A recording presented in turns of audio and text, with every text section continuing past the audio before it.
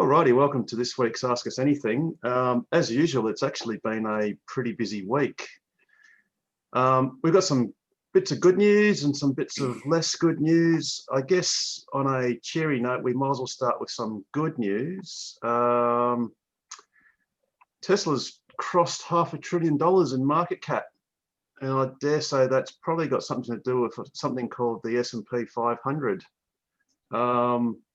Pete, have you got any comments about what's sort of just happened?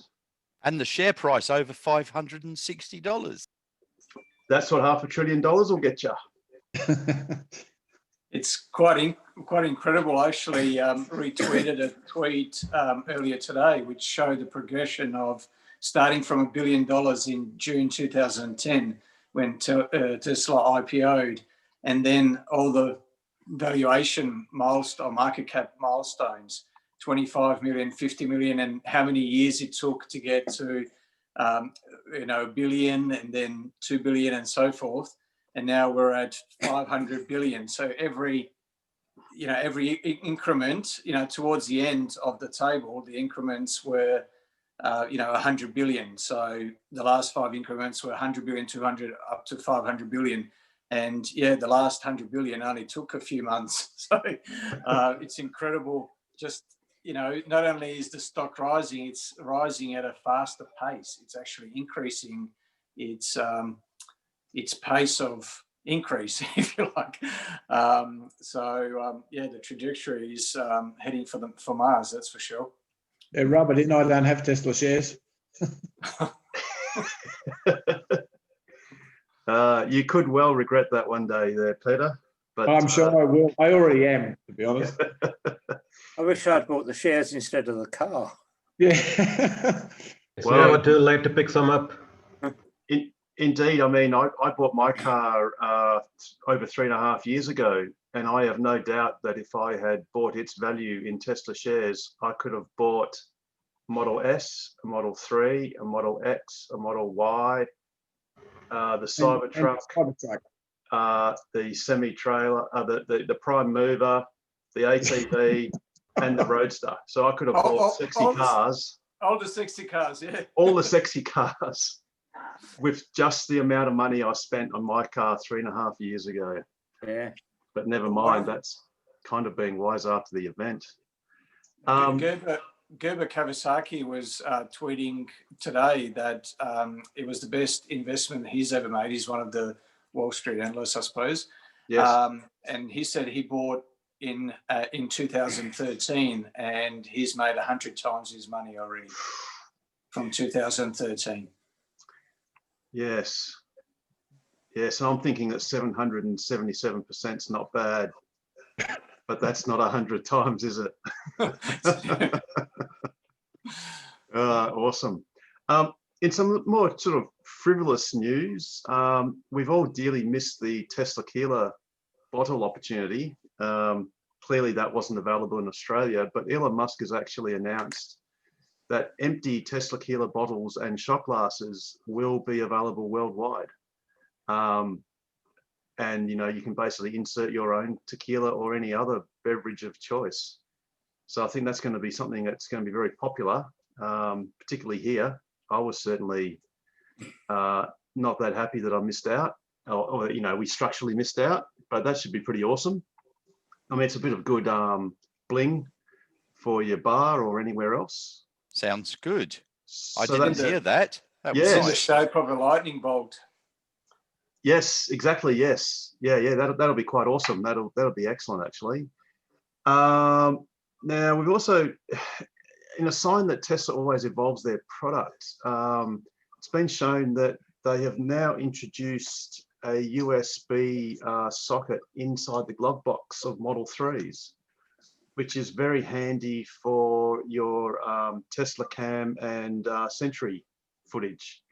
Because as we know, the glove box in the Model 3 can only be opened from the front screen. And obviously, if your car is locked, then that won't be able to be opened. So it means your memory devices will be a lot more secure in the glove box. Well, sorry, if you buy a new car. And So you this can is for lock the it with new- a PIN code. with the And I PIN think they're code. coming with a 64 gig USB drive stuck in there. Yes. Yeah, I was a little bit disappointed though, because it seems like it's just a standard USB, which we know, doesn't stand up very well to numerous writes and rewrites. Indeed. Yeah. But it's got a Tesla label on it. So you pull it out, stick a Samsung SSD in there, and you've got a 64 gig portable USB drive with a Tesla logo on it. It also sticks out by quite far. So if you're ever putting anything into the glove box or anywhere where you've got it, you might snap it off. Or I quite like those, those micro SD cards that you can put into those tiny little USB adapters, and that way they don't stick out much. And the micro SD cards, you can get the high, what do they call them? High endurance. Endurance, speed. High endurance, that's it. That's the word I was looking for. High endurance. I've just bought a USB for mine. It's very short. It only just pokes out from the slot. And that's just as good. You're not going to knock it. Yeah, exactly. No, that's the way to go, I think. Cool. The Office had them very cheap, so they were a good buy, I reckon. Now, in some other news, let's see, some other good news. We had our AGM on Saturday at the Oxford Hotel, and that was very successful. As part of the more enjoyable part of that meeting, we got to welcome Andrew Harvey and a certain Pete Petrosky into the committee. Who? So they were elected unopposed, which is really good. And so congratulations there, Pete. Representing the two new committee members. That was awesome work. We also very proud, very humbled. So you're most welcome. Speaking of other worthy things, we also inducted our inaugural life member, that being John Edwards, basically for his services and profound services to the EV community, obviously including Tesla as well. So, very good idea.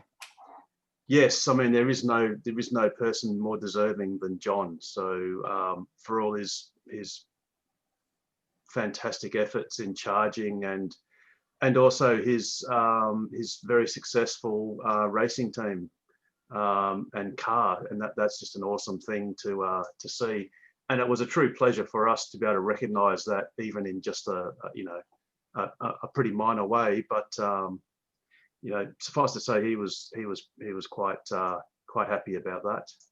I can add to that. I went and saw him in his workshop earlier today. So yeah, he hasn't stopped. He keeps on helping out. So he had two Tesla Model 3s in there, and he was offering his workshop for them to work on their brakes. That Nigel and Darren, the two guys that race with the Gemtech team, with Jürgen and Helen. So yeah, awesome. Can I just bring up? Can anybody hear me? Oh, yes, I think. Yes, you're a bit faint there, Stefan, but we can hear you. I'll have to speak a bit louder. I've just got something I would like to bring up. Some weeks ago, I had a problem in the car that it kept coming up with no connectivity. It went so far that actually nothing seemed to work. Navigation didn't work. The telephone business didn't work. It always came up as soon as I pressed the microphone button, it said no connectivity. Anyway, I took it into the workshop, and eventually they found the problem. It was a connectivity board somewhere in the depths of the computer there, which they must have replaced, and then it worked again. But today I've got an email from Tesla saying that my connectivity has or will be expiring on the 1st of December.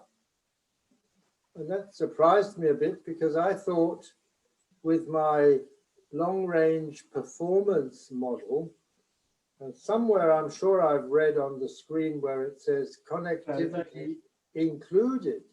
Hi, Drew, just a sec. That's it, I've got you on speaker. Sorry. Anyway, does anybody know what this means? Shouldn't I have with mine, when it says included, isn't that for lifetime, the connectivity? Does it say trial or just connectivity included? I'm pretty sure it says included. Yes, And- but has it got the word trial beforehand? Because I think there were some things about trial included, but that trial is for, is that 12 months? Yeah, well, the 12 months are up now since I got it. I got it at the Yeah. end of November last year. Anyway, I replied straight away to that email and said, what's going on here? I was under the impression, and being a performance model, you know, the more expensive ones, I thought that connectivity was included in those. My understanding was that in all the cars, the SIM plan, if you like, or with the connectivity with the built-in SIM card was always supposed to be 12 months, but Tesla didn't really enforce that, even though they had the full rights to do so. But yeah, I have heard that recently they have started enforcing it. But yeah, that's news to me as well. I've got a Performance too, and I presumed that mine would go on for at least a few years. So how yeah, long? Isn't it relating to the order date or the date you've received it as well? Wasn't it before June or July last year that it went on for a lifetime? But after that, it was 12 months, and now it's only about 1 month, I think. yeah, that rings a bell, Nigel, actually. Yes, me too. Not that I bought one, but I think that's about right. There was a June or July cutoff for, I think, orders, because obviously no Model 3s were delivered until September-ish. Yep. I think. I know mine's only 12 months. Ah, Well, I yes, think that yeah. as soon as it's possible, you know. Anyway, okay, well, I'll see if I get any reply to this. Otherwise, I You'll suppose be up for everybody- $10 a month, $10 a month, yeah. which actually, to be fair, is actually comparatively a good deal compared to the States, because in the United States, it's actually $10 US a month. Okay. So it was an Australian group that actually tweeted to Elon, and he basically said, okay, they'll do it at $10, and that's Australian. So it's actually a relatively good deal. Unless they've struck some sort of a special deal with Telstra, because Telstra is the carrier. Telstra doesn't have any data plans at that level, I don't think. So I am think I it's wrong? actually, I think it's actually a well, the thing is, it's not that the car won't have any data. It's just that what they do when the data plan, if you don't pay for it, is I believe you don't get the satellite version of the map. You don't get live traffic data, so that when it's presumably doing navigation, it doesn't consider transit times. It just does the shortest path. Well, not, And streaming music and videos, obviously. yes, sorry, yes. But the rest of the car is Games. still obviously connected, and it's not actually Telstra that they've got to deal with. I think it's a US company, because there was a time, I think it was last year, when there was a rather large outage, and it was to do with a services company in the US that had a problem with one of their data centers. And it seems that they're like a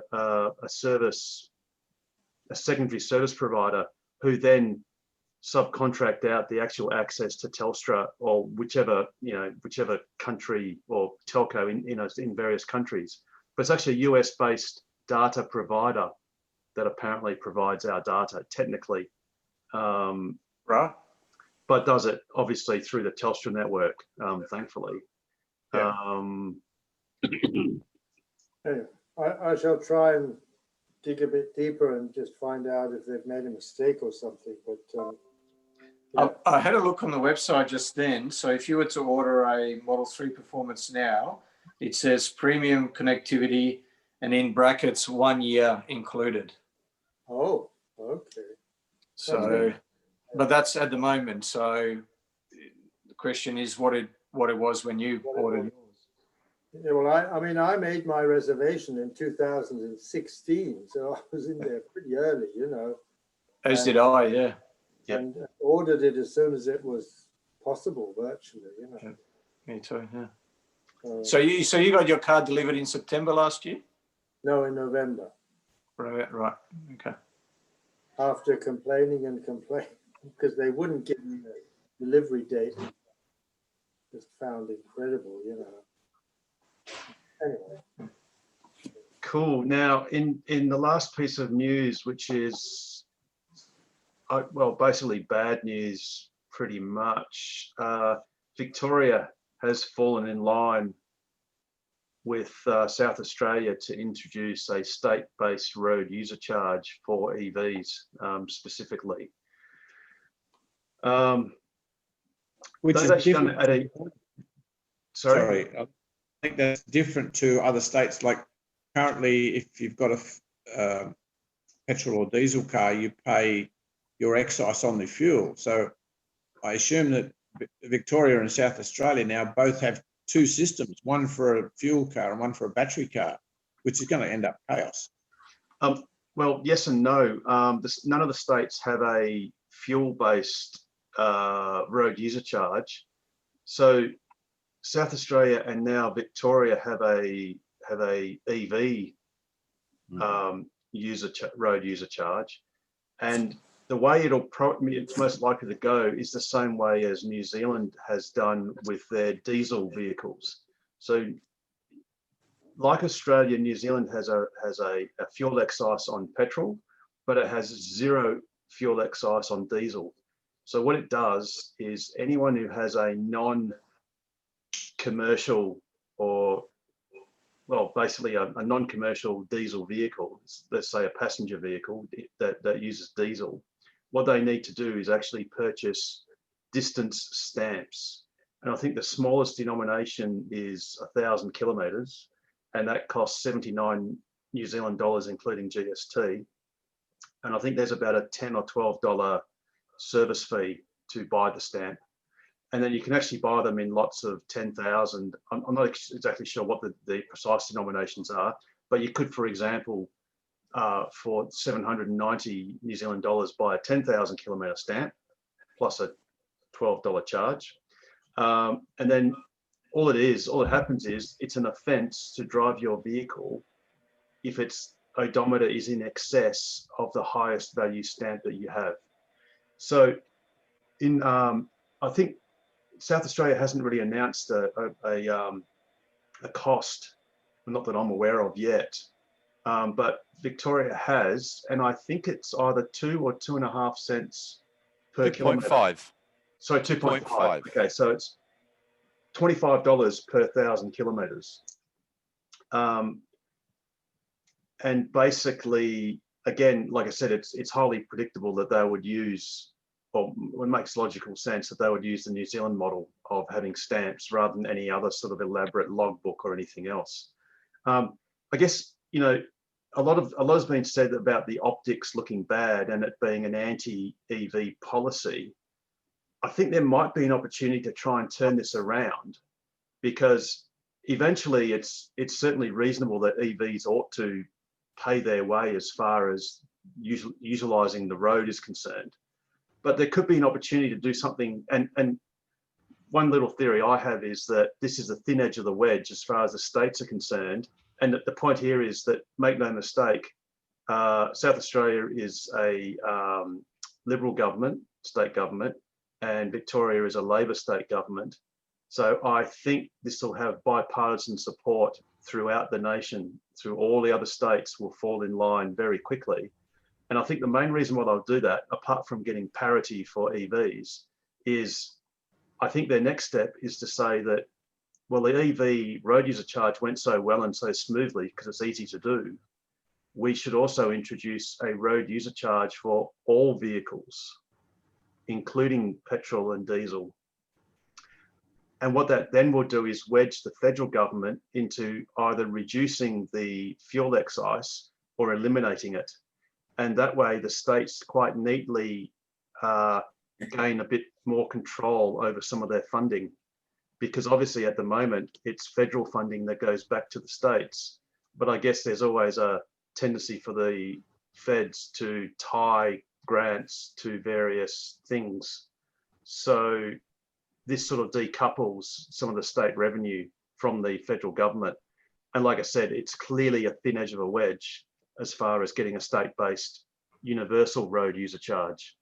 But I think one opportunity EVs have is to lobby quite hard to say, well, yes, it's fair enough you're charging us for our road usage, but perhaps you should also account for the additional environmental and health damage done by conventionally fueled cars on the roads, particularly in cities, and that perhaps there should be some sort of health or Pollution tax. effectively accounting for the externalities that are caused pollution tax. by emissions. Now that could be just simply perhaps the fuel excise sort of reduces to say, I don't know, half or something. And then of course, if you have an uneconomical car, it'll put out more pollution than an economical one, which is fair enough. That's a good price signal. But there should still be some sort of excise or some sort of accounting for the additional damage done by conventionally fueled vehicles. So maybe that's something where we can try and spin this around and say, well, you know, that is a very good price signal, which will then revert back to being in favour of EVs. Well, the logic is if you want to charge cars for using the road, and if you're saying EVs can't use the road for free if they're not paying for the road through the fuel excise. By the way, fuel excise goes into the general tax pool, and only a small portion of that is actually used on the roads. Yep, That's correct. But putting that point aside, if the logic is you want to charge EVs for using the road, well, then you should be charging ICE vehicles for using the atmosphere as a dumping ground for CO2 and other emissions. So, precisely. Yep. Yeah. And like Ash said, you know, if you have a road tax, you should have a pollution tax. Yep. Or an atmosphere tax. Yep. Environment tax. Yeah. Yeah, absolutely. And I guess you could almost say it's fair enough to localize the usage tax to the state, if that's what you want to do. But then air pollution is sort of universal. So I guess you could say, well, then the feds could step in and implement a pollution tax, and that can just be done on fuel. And it should possibly, well, I mean, this is getting back to a carbon tax, isn't it, really? Because you could apply that to all sources of fuel, whether it be coal, LPG, LNG, any fossil oil, fuel. Any fossil fuel. And you could even apply it to solar energy, except it could either be applied at zero rate, obviously, or it could be a negative rate. In other words, a subsidy. Yeah. You can't tax coal. It's clean and beautiful. Well, we already, we not only do we tax, we actually do the opposite. We actually subsidise coal and fossil fuels to the tune of, like I said, $3,500 per taxpayer per year. So $70,000 Australian for a 2 taxpayer household over 10 years. Yeah, so they can just stop doing that and then reap the benefits. Tomorrow, guys, tomorrow morning in the West Australian, or maybe Friday, there will be an article about the road user charge. I was asked for comment yesterday, and they asked for a comment on behalf of all Tesla owners. Now, I can't give that. I said I'll give my own personal comment. Is I'm fine with paying my own way on the road, but for people who have bought $45,000 electric cars, it's a slap in the face for them, because they've waited all these years for the price of cars to come down, and now they've bought these cars, and even guys who have bought a standard range Model S for $75,000, it's a slap in the face for those people. But as I said to Harold yesterday, it's not just the state governments that brought this tax in, it's the people behind it. There are lobby groups that have convinced the state governments to bring this tax in. And the biggest reason for this tax is to cause division amongst the driving public and to get electric car people on there saying, oh, my car's not affordable. It's not affordable to run anymore. Now, we can't be saying that. There's lots of other reasons to be driving an electric car other than saving money on fuel. So when this story goes up tomorrow or the next day on the West Australian and it goes on the social media, our comments have got to be positive. You've got to be saying there's so many other great reasons to drive an electric car. So if they're going to hit us with a road user charge, we accept it and we move on with what we're doing. That's critical. Indeed. And like I said, I think it's an opportunity to sort of try and actually reverse the argument and say, well, it's cool that you've got a road usage charge, but now we should also be accounting for the other costs that the other fuels impose on all of society and the environment. And those costs, I think, Rob, did you say, what was the human cost? At this moment in time, it's around, they've worked it out to be at least $6.8 billion per year. Now, that's not just air pollution, that's also noise pollution, because noise pollution causes mental health problems. If you're living near a road and you're a shift worker or you have trouble sleeping anyway, it's causing mental health issues, and that's a big burden on our society. We don't have that problem with electric vehicles. Yeah, indeed. I think some of this is being pushed by the hydrogen club that are saying that we should all be driving hydrogen vehicles, which admittedly convert the hydrogen into electricity. And we all know who's behind the hydrogen club, the gas companies, i.e. Woodside, and Woodside runs the state. So I think that is where some of this is coming from. Of course, the government, the state government, would like another source of income because it spent millions or billions of dollars on the COVID crisis, and they're looking for any particular source, source of income they can possibly find. So it will probably go ahead very quickly, probably in the next budget, I would think. Oh, sooner than that, David. I think in the next couple of weeks, they'll probably get it out there, probably along with the announcement of some funding for fast DC charges. It'll sort of dovetail quite well. They'll sort of do here's the good news, and then here's the other news.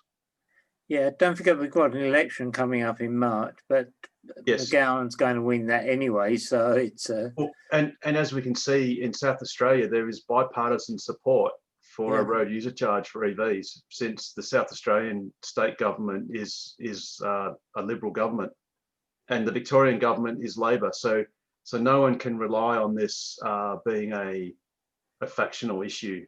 Mm.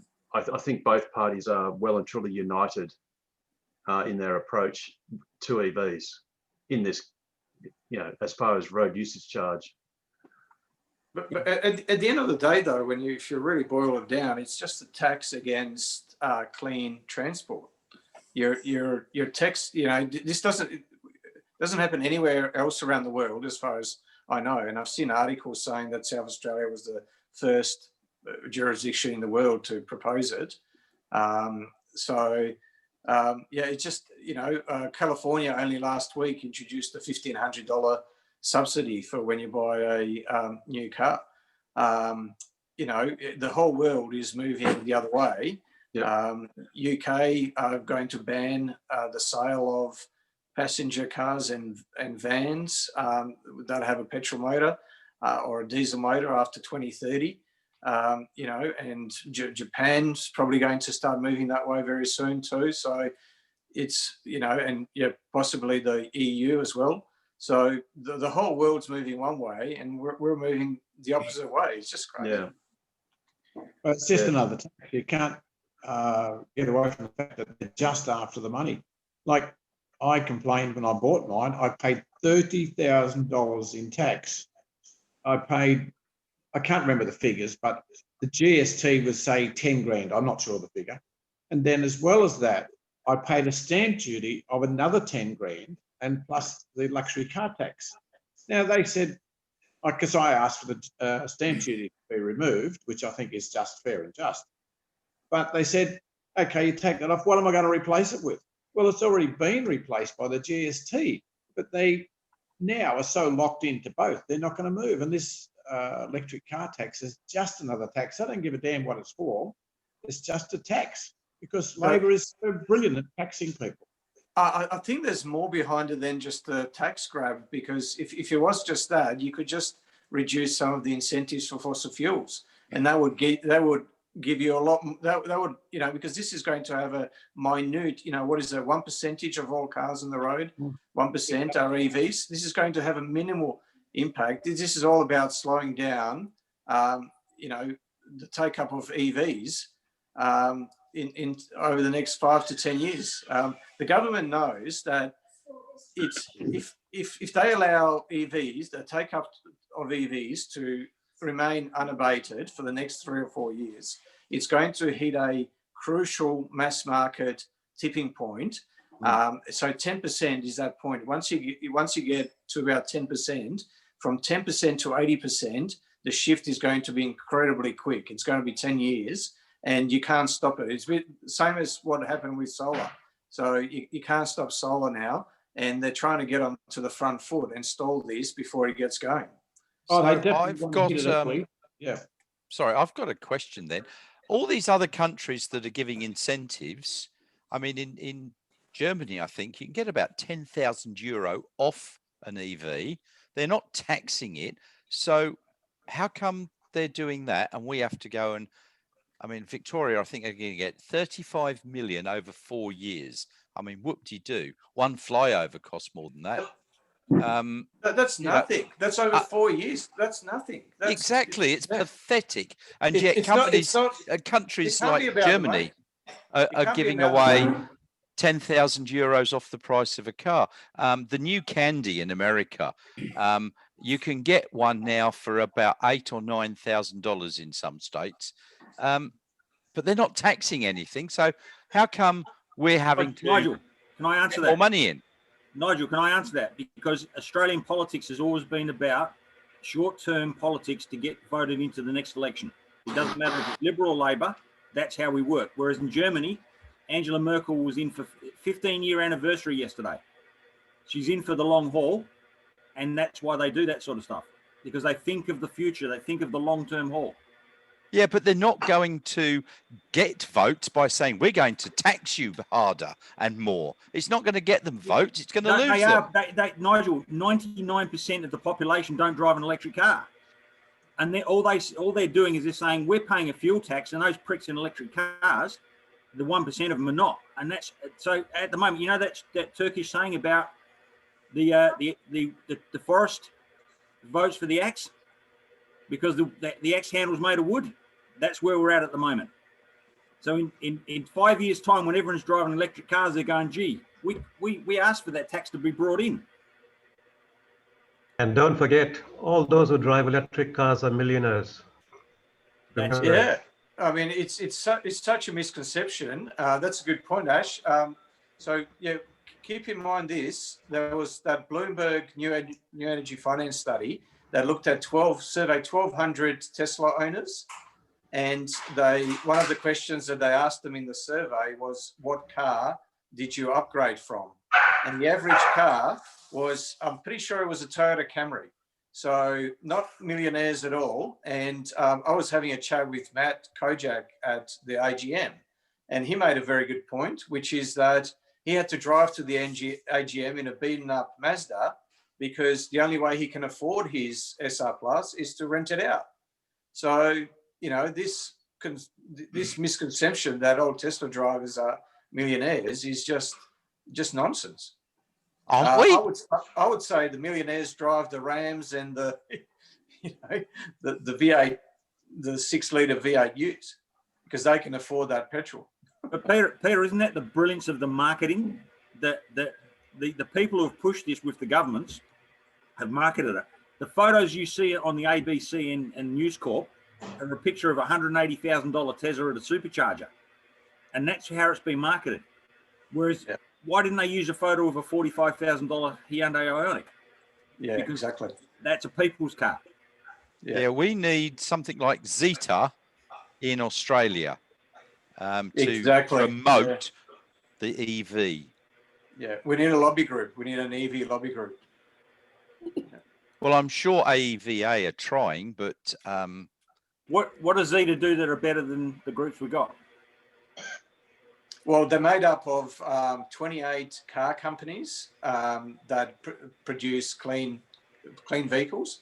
So, you know, unfortunately, we don't have a car industry anymore in Australia. So, but those companies sell cars in Australia. So, you know, just because they don't manufacture cars, it doesn't mean they can't set up a lobby group here. and they have professional lobbyists. The lobby group for the car companies in Australia, which Tesla are a part of, and Mitsubishi and Nissan, is the Electric Vehicle Council. And that's Bahet Jafari. He's the CEO of that group. But he just doesn't have the pull that he hopes for. You know, he didn't even get a look in when they talked about introducing his tax. That's because he doesn't have the professional lobbyists that go to the government and the right departments and the right people and twist them. Absolutely. Exactly. Unlike oil companies. Exactly what you say, Rob. Bahat tweeted and said, you know, despite many attempts trying to speak to the Victorian government, they've brought in the tax. So, as you said, he didn't even get a chair at the table. He didn't even get a look in. So, yeah. Another misconception also is that, and this, you know, once again, this is the misleading marketing campaign around this, is that EVs need to pay a road user tax because they need to pay their way. That's nonsense. There's that report, I forget who was from, that showed that an average EV, average EV driver spends $8,000 more on their car in tax than a petrol car. So we're already paying $8,000 more. So, you know, there's just no basis for this. There's no, it's all about trying to slow down the take up of EVs before it gets going. Yeah, that's what it is. That's, as far as I'm concerned, that's why they brought it in. And yeah, like you said, Rob, the tactic is to, you know, to drive division between, you know, car owners. Yeah, and you'll see that tomorrow when that goes up in the West Australian. It'll go on their Facebook group and it'll go on their Twitter account, and you'll see the division. And then the professionals get in there and they start with the FUD about how you're going to charge all these cars. Aren't they coal powered? The batteries don't last. What about the toxic cobalt? All that crap that they come up with the whole time, and that's what it's aimed at. Yeah. Oh, it's straight out of the, you know, the tobacco rule book. You know, it's just like the climate change, you know, denialists campaigns. You know, just introduce uncertainty, and that's all you need to do. I think it's called fake news. I've heard that term a bit lately. Oh dear. Just going sideways a little bit. A little while ago, before we started, Peter had a question about. Peter, actually, you can go. It was your dash cam and such. It's in Sentry mode. Sentry Often mode, sorry. the car, and it's got 3 events or something like that. So presumably it's recorded on my memory stick, but can you view that in the car? I had a lot of trouble even getting it set up because evidently it had to be formatted before you put the stick in the car, which I found unusual. But anyway, I've done that according to the rules and put it back in. So I assume it's working, but how do I view it? You can actually format it in the car, plug it in and format it. To the top left of the screen, there's that little camera. It's done. Yes. And if you click on that, and it'll come down with a little drop-down menu, and you go launch viewer, and it'll come up on the screen, and then you can go down through the menu that comes down with all the videos, and you've got all your Sentry cams in there. So you can then just click on one and play it. And Okay. if you want to format your USB in the car, it's under the safety and security menu, I think. Did not seem to format by using that method in the car. I tried that probably 3 times.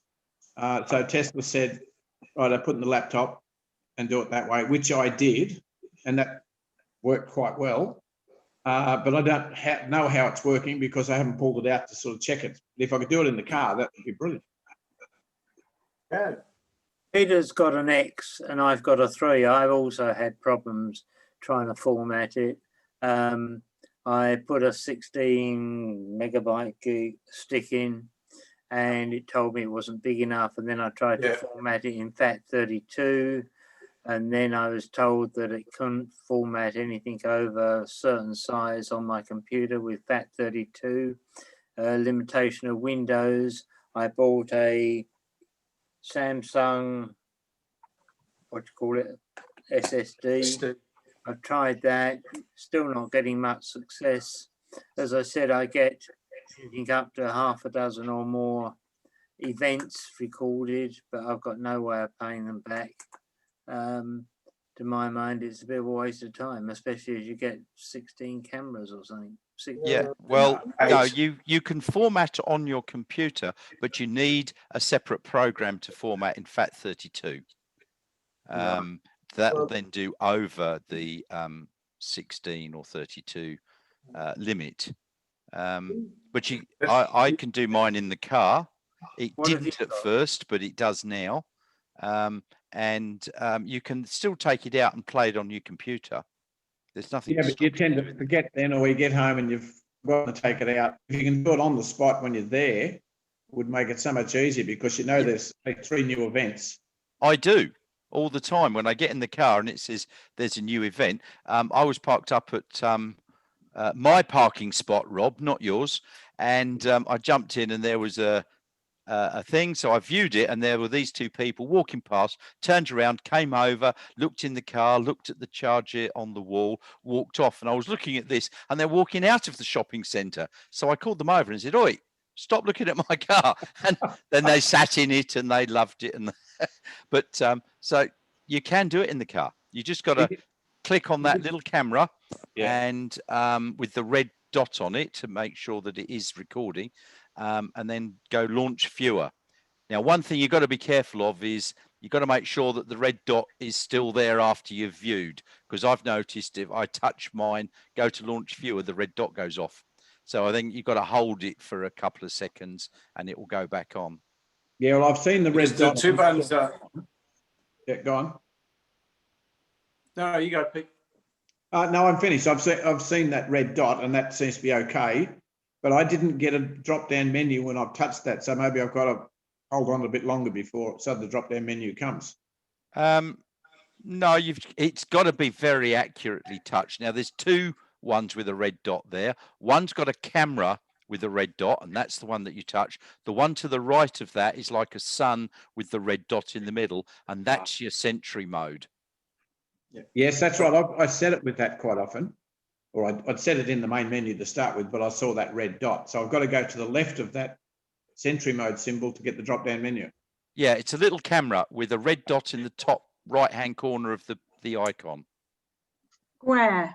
It's like a square with a red dot rather than the circle with the red dot. Sorry for the simplicity. And also, sorry, Joe. Yes, you're right. Making it simple. But also, when you get in your car and it says there are 3 Sentry events, that menu, that little message that's with green writing, you can just click on that message and that will then take you straight to the recording. I do that all the time. I see Nigel in a lot. I saw you putting your shopping in the car the other day, Nigel. Every time I get in the car, I do that. I click on that. I watch all the videos and I delete each one unless there's somebody. I'll do a little dance for you next time, Joe. That's what Liam does all the time. You don't have a kilt. You don't have a kilt, do you, Nigel? My screen. Sorry? That message comes up on my dash in front of the steering wheel, but it does not come up on my big screen to press it. Have you got an X? Yes, I have. Oh, okay, might be different then, because it comes up actually on the screen, and as long as you don't put your foot on the pedal and put your pin in and everything and start the car, if you just straight away just click on the message. But I don't know if that would work with the X then. Perhaps, Pete, do you get a red triangle with a warning notification? Perhaps Yes. if you touch that, it I've might. tried it. It goes before I get to touch it. Oh, right. Okay. Fair enough. Something else that's oblique. Well, it's related to dash cam. Sorry, not dash cam. Sentry mode is, and I saw it the other day on Twitter, but it's going to be too hard to try and find it. But even if you don't have a memory stick plugged in to the car, it actually does still record, and it does upload footage if there's been a break into your car. So I forget which jurisdiction it was. I think it might have been in the UK or, well, either UK or the US, where someone had a big Besser block and basically smashed the window. I think it was the driver's side window of the car, but it didn't just smash that window. It also damaged the actual frame of the car, and I think possibly the roof. I think it was £5,000 or dollars of damage that it did. But the footage was actually uploaded to Tesla's servers, and then Tesla actually forwarded that to the owner, and then the owner posted it up on Facebook or Twitter, which had actually very good footage of the face of the person that did it. So fear not if you don't have a memory stick. If the car is actually smashed into, then Tesla does get that streamed footage. And I believe Now- they will just send it to you automatically. Now, Harold, I know there's a button that you need to press. Actually, I think the default option is that you upload footage to Tesla, but I think there's an override where you can prevent that. So I wonder if you've got that pressed. I wonder if that. You mean under the security and whatever terms where they talk Privacy. about privacy. Yeah. I don't know if that applies, Pete, to Sentry mode.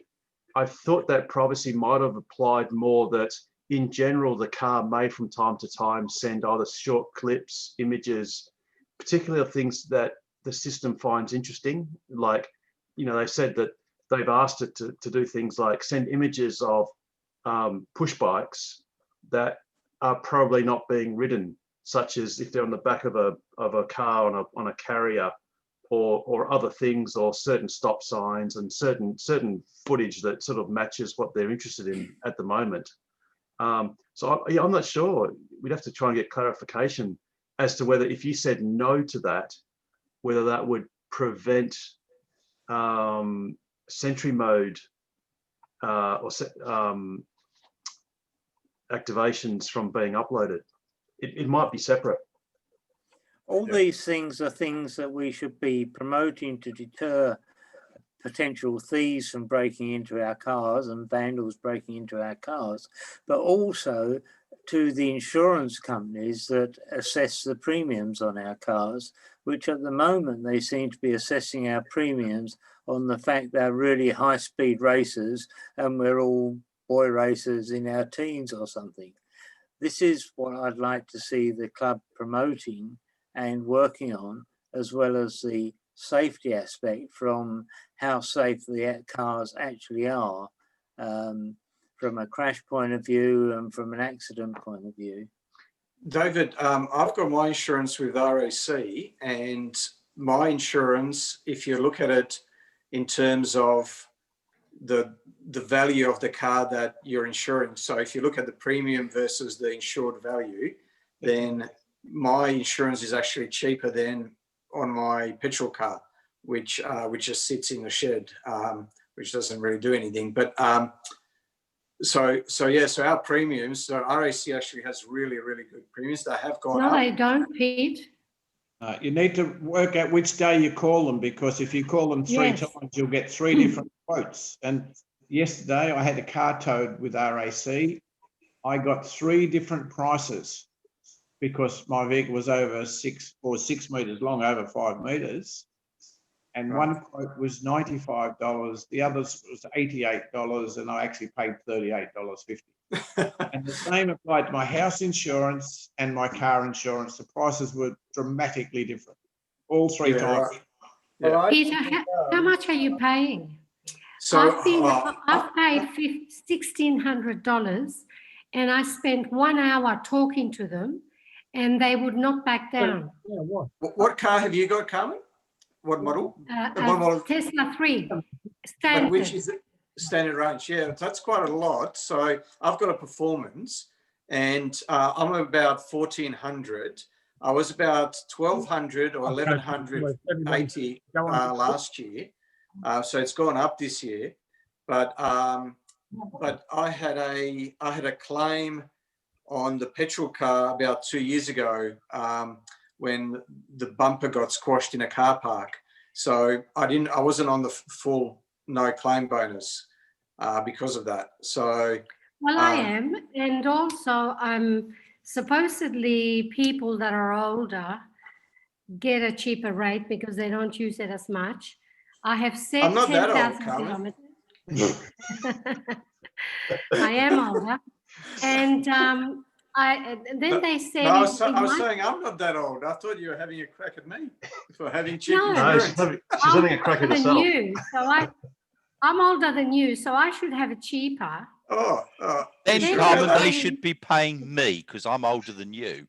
Yeah, and then well, I'm they 65. said, I don't know about you guys, but I've and got, then they said that it could be the location, and I said, well, what's wrong with Dalkeith? There's very little traffic, and it's not a dangerous area, and it's quite safe, and Well, they still wouldn't do anything Is about it. is your car in a garage? Is it in a lock-up garage? It's in a garage, and I have an electric gate. Okay. well, Yeah. I've got my car insured with RAC. It's a Model 3, and it cost me as much as my old Jeep. Well, it wasn't an old Jeep, but the Jeep was probably worth 40 or 50,000, and that costs the same as my Model 3 Tesla with RAC, and it costs $700. Yeah, that's what I got quoted, about $740 with the RAC for my Model Well, 3. I said Yeah, that so to them. $700, and this year it went up to 770, and I thought, hey, that's 10%, that's a lot. So I complained, and she explained the usual thing with there's so many disasters and so on. So we it went up a bit. I then thought, okay, I'll ring somebody else. So I ringed SGIO, which I've used before with my cars, and That'd be a lot more. $2,200. I said, you've got to be joking. Do you know?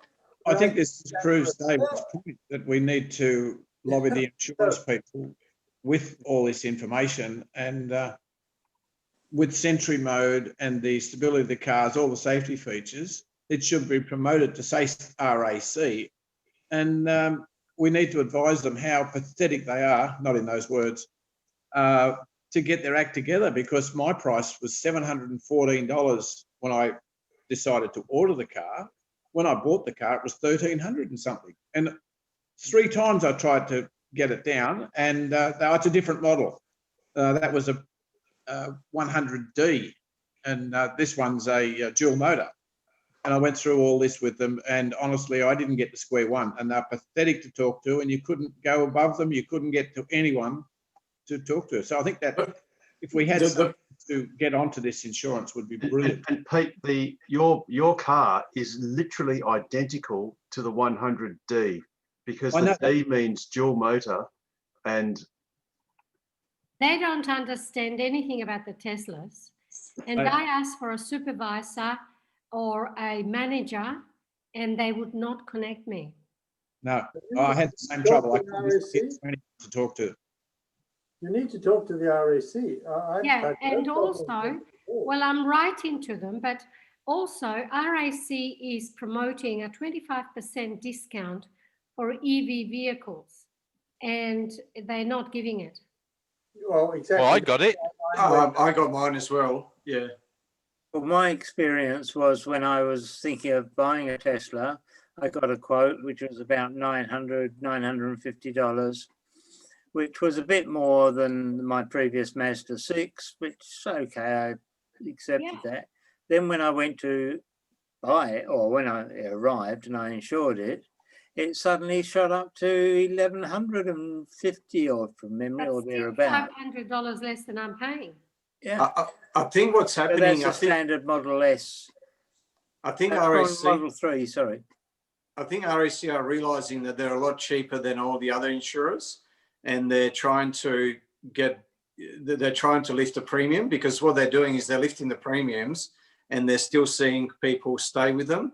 Yeah. So I'm one of them. So I looked around, I got about 4 or 5 quotes the first time around, and RAC was less than half of everyone else.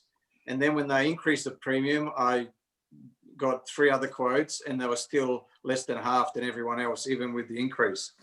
So some insurers were 3 times as much. I had the same experience, Pete. I also phone around as routine for any insurance because I find it varies considerably. And as you say, the RAC were cheaper. They're now trying to make up that margin. But I do think that the club, not only in WA, but nationally, needs to promote the safety features of the car. It is a very safe car. They don't roll over like these big SUVs. If they do crash, I haven't seen many crashes of them. They're much safer cars to survive in. Well, Tweet the Elon safest- and get our get Tesla insurance over here. Yeah, exactly. But yeah, they're the safest cars on the road for 3 reasons. So number one, there's a whole host of crash avoidance features, so digital ones that prevent you from getting into an accident in the first place. Also, there's a lot of, the car handles much better because of that low center of gravity. And it's virtually impossible to flip a Model X even because of that low center of gravity. And also with that regenerative braking, and the Tesla's regenerative braking, if you've got it set on standard, is one of the heaviest of any EVs, which means before your foot even hits the brake, the car's already starting to slow down. But if you do actually get into an accident, well, you've got the world's biggest crumble zone. So the most fatal accidents are head-on collisions, and you've got a massive crumble zone, whereas in a ICE car, you'd have an engine block in your abdominal cavity. So With hot boiling water and oil, yes. The other day, we filled up and got the car fully charged, which is a bit unusual. And I found that the regenerative braking was non-existent when it was fully charged. Now, it soon came back, but it was interesting that it didn't have... It cannot recharge the battery when it's over 95%. That's correct. Yeah, Harold's got the video there. That's exactly what I was referring to. You can't do it. It rolls back by itself. And it comes back, yes. Yeah, it's incredible. Yeah. And any other car would keep on rolling and spinning off to the left. Oh, I wonder what the discount was when someone bought that car. Carol's got a photo of it rolling. If you read the manual, You've got the volume on, Harold. Sorry, did I have the volume on? Yeah. Oh, apologies. I didn't hear it. I turned it off. Talking about regenerative braking, if you read the manual, it tells you that when it's fully charged, there is no regenerative braking because there's nowhere for the energy to go. The battery's full. And that will, depending on temperature and a few other things, there seems to be other variables in the equation, but roughly around 95%, 90%, it starts to come back. Yep. Yeah, exactly. It makes perfect sense. It's just that when you experience it, you realise how true that is. And also when the pack is cold, when it's below 17.5 degrees, it also has restricted regen as well. Haven't found that temperature yet. Yeah, Okay. I've got a dongle that tells you what the temperature is, but I've sort of worked it out that way. It's about 17.5, which if your car is garaged, usually doesn't get to that temperature in winter. But obviously, clearly, if it's outside, it certainly does. But that's just something to be aware of. On the other hand, there are other EVs that don't have that because they basically don't use a fair slice of the upper portion of their total pack capacity.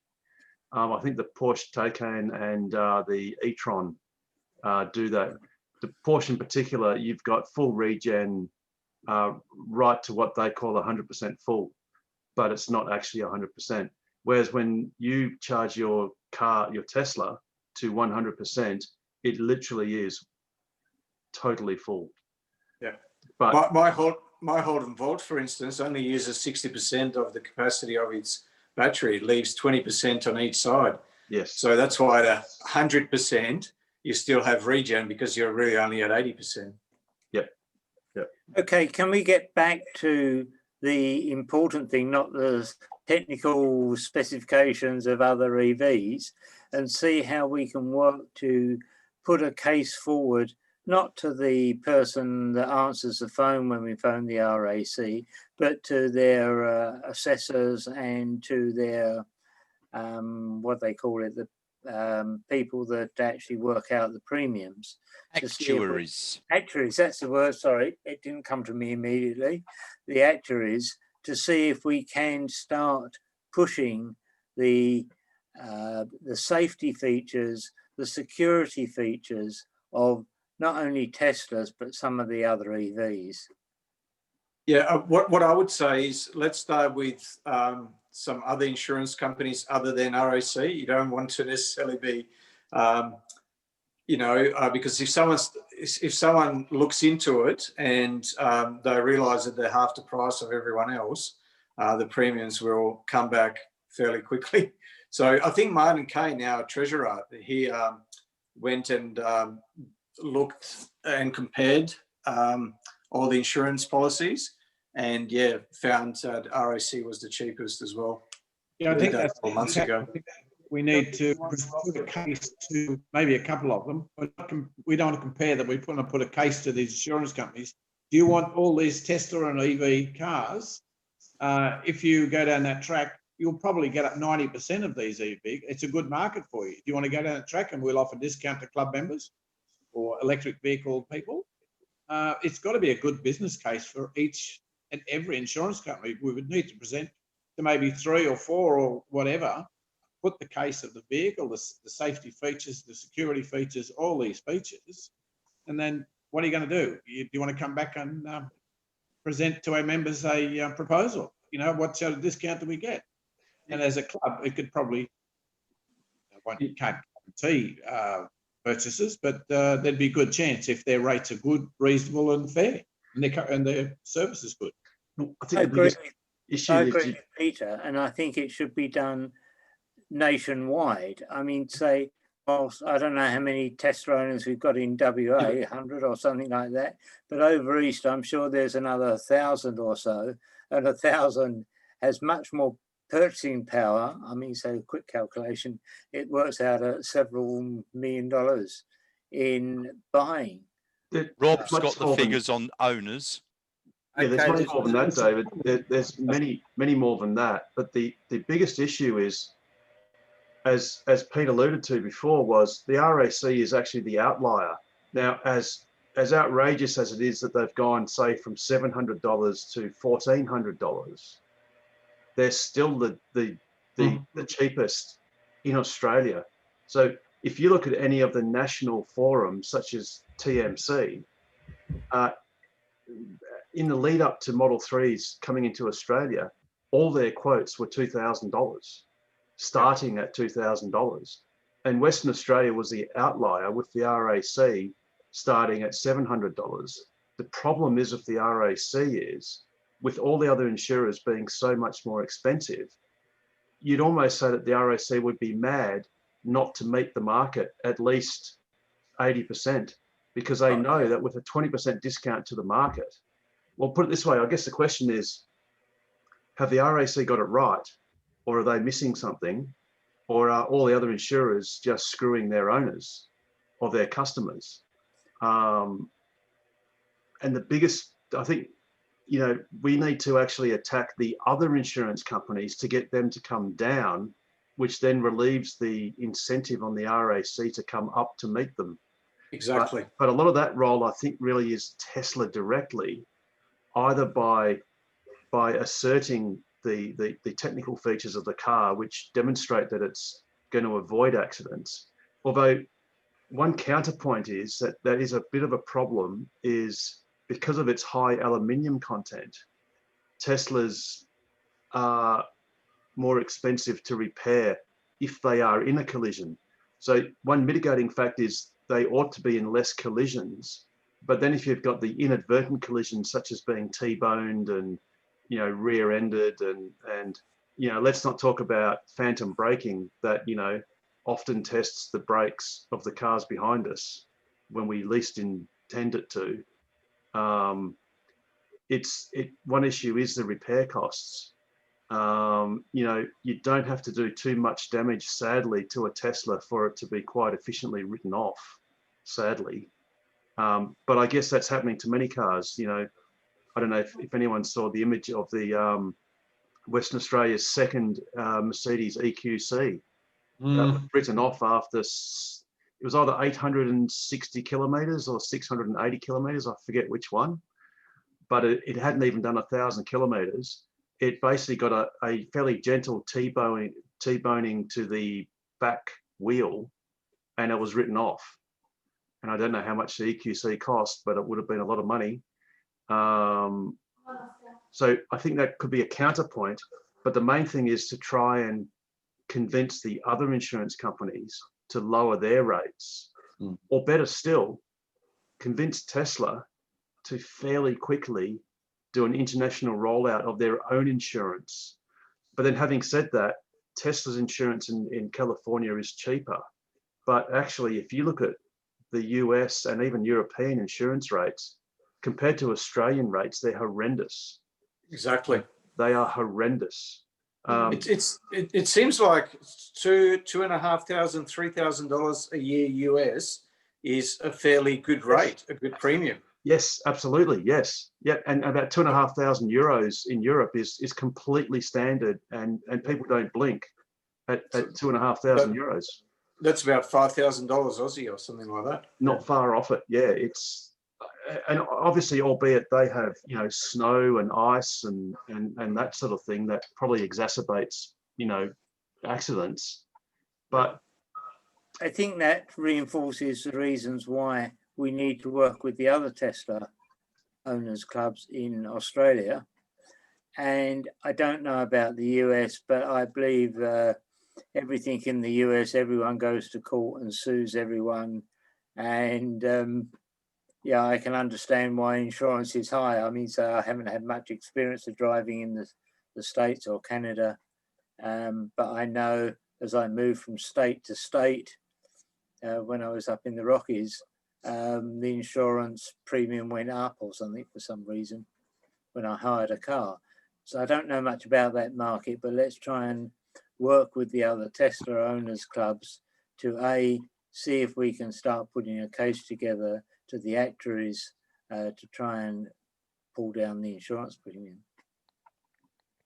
Harold, you were mentioning the cost of repair of a Tesla, and this is one of the issues. And you know, I don't want to upset people here, but some people can't park, and there's a lot of Teslas getting damaged in car parks, and a small dent is $10,000–$15,000 on a car.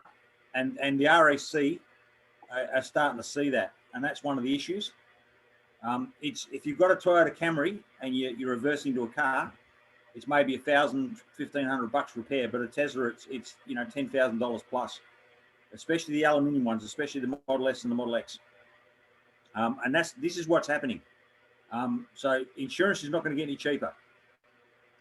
Our insurance was around $1,100, and I insured the car for $175,000. And since then, insurance has just kept climbing across all the cars. And the eastern states, if you look at their Facebook page, daily, multiple times, people have put photos of their car up with dents in them, where I accidentally hit a four-wheel drive in a car park. I accidentally hit a brick wall, and it's really expensive. Okay. I wish sometimes they just park out in the street on the parallel parking. It would make things a lot easier. Or you'd even be better off using the auto park feature. If you have it. Yes. Yeah. Is that not part of Autopilot? Is that part of FSD, is it? Yep. Right. Tesla have very efficiently basically extracted anything useful out of Autopilot and put it into FSD. So with just Autopilot, you don't even get auto lane change, or sorry, not even semi-automatic lane change. So if you put the indicator on, it will not change lanes by itself. So you've basically just got basic auto steer, traffic aware cruise control. You don't have auto park of any sort. What else? Well, that's all you get. You just get traffic aware cruise control and auto steering. Right. Basically nothing else. I was on Autopilot the other day, and if I touched either roller on the steering wheel, Autopilot immediately went off, even though it might have been the volume on the radio or the fan speed or something, nothing to do with the driving of the car. It immediately took Autopilot off. Sorry, Pete, I didn't hear that. What did you say you did? I was on Autopilot, Yeah. and a couple of times I adjusted the volume on the radio using the roller on the steering wheel, and then I used the fan speed on the other side. And then every time I touched those, Autopilot was taken off.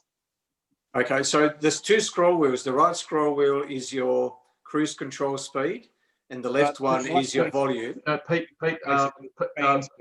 Peter Ship's got a Model X. It's different. Oh, sorry. Okay. Yeah, sorry. Yeah, okay. I'm just wondering if you're putting too much pressure on the scroll wheel, if it's moving the steering wheel and overriding it that way. No, it was just purely on the wheels, which turned quite freely and easily. That was volume, and the other one was fan speed. It took it off. As soon as I touched that wheel or the roller, it took the Autopilot off, and that surprised me. Well, I had an experience the other day on Autopilot, and this was since I had another update. I was driving along a country road from Beverley towards Perth, and there were roadworks, and that road is normally 100 kilometers, right? So I put it on Autopilot, auto steer, and it was driving along, and suddenly it slowed down from 100 to 80, and then it slowed down to 60. It reads the sign. There were road signs just low down on the road, which said 80 and then 60. And I wasn't doing anything, and the thing just did it automatically. And I kept on going until the roadworks was finished. And then it said 100 again, and off she went, all by herself. That's awesome. Those signs, it's reading the speed signs, right? Yep. And just the cruise control. Yeah, mine's been doing that for months. Yeah, well, it's I don't know when I got this update, probably a month ago now or more. Yeah. Well, there was 44.15 or something that came out at the weekend, but mine's been doing that for months. For many updates. Oh yeah, quite a few. Anyway, I thought that was quite good. Well, I can't wait till the rewrite comes to Australia. Some of the things that the cars are doing now in the US is absolutely mind-boggling. One of them drove him into the Costco car park. Is that what it was supposed to do? I guess it was. Yeah, he was going to Costco and it took him into the car park. Don't think it parked for him. Actually, the problem is if you did that here, it would. Oh, have you seen the state of Tonkin Highway? That off ramp going to what you'd loosely call an airport, which is supposed to have planes take off and land, but the whole the off ramp is clogged with people either going to DFO or Costco. Yeah. So the car would just sit there, sort of going, oh, I've got nowhere to go. But what an awesome feature of FSD, just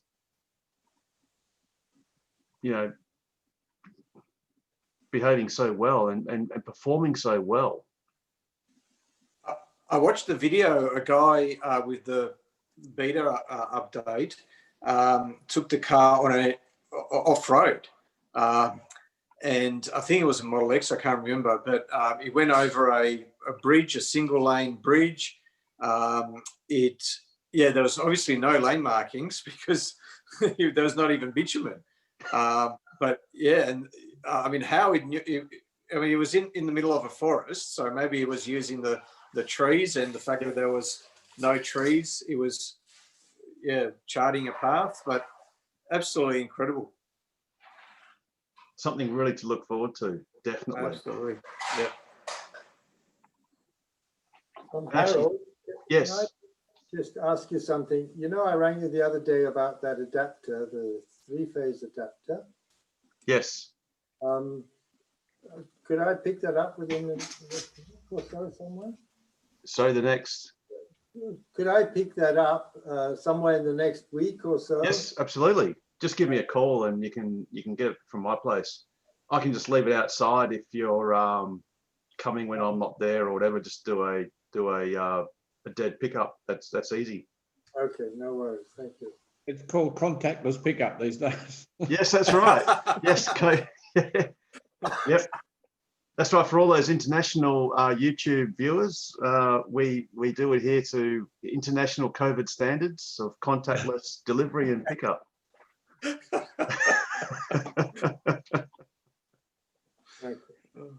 Oh dear, oh dear. Speaking of which, we're actually getting a batch of 22 kilowatt. They're basically similar to the juice boosters, which have a 32 amp 3-phase Clipsal plug and the standard Type 2 plug, I guess. It's really technically a socket.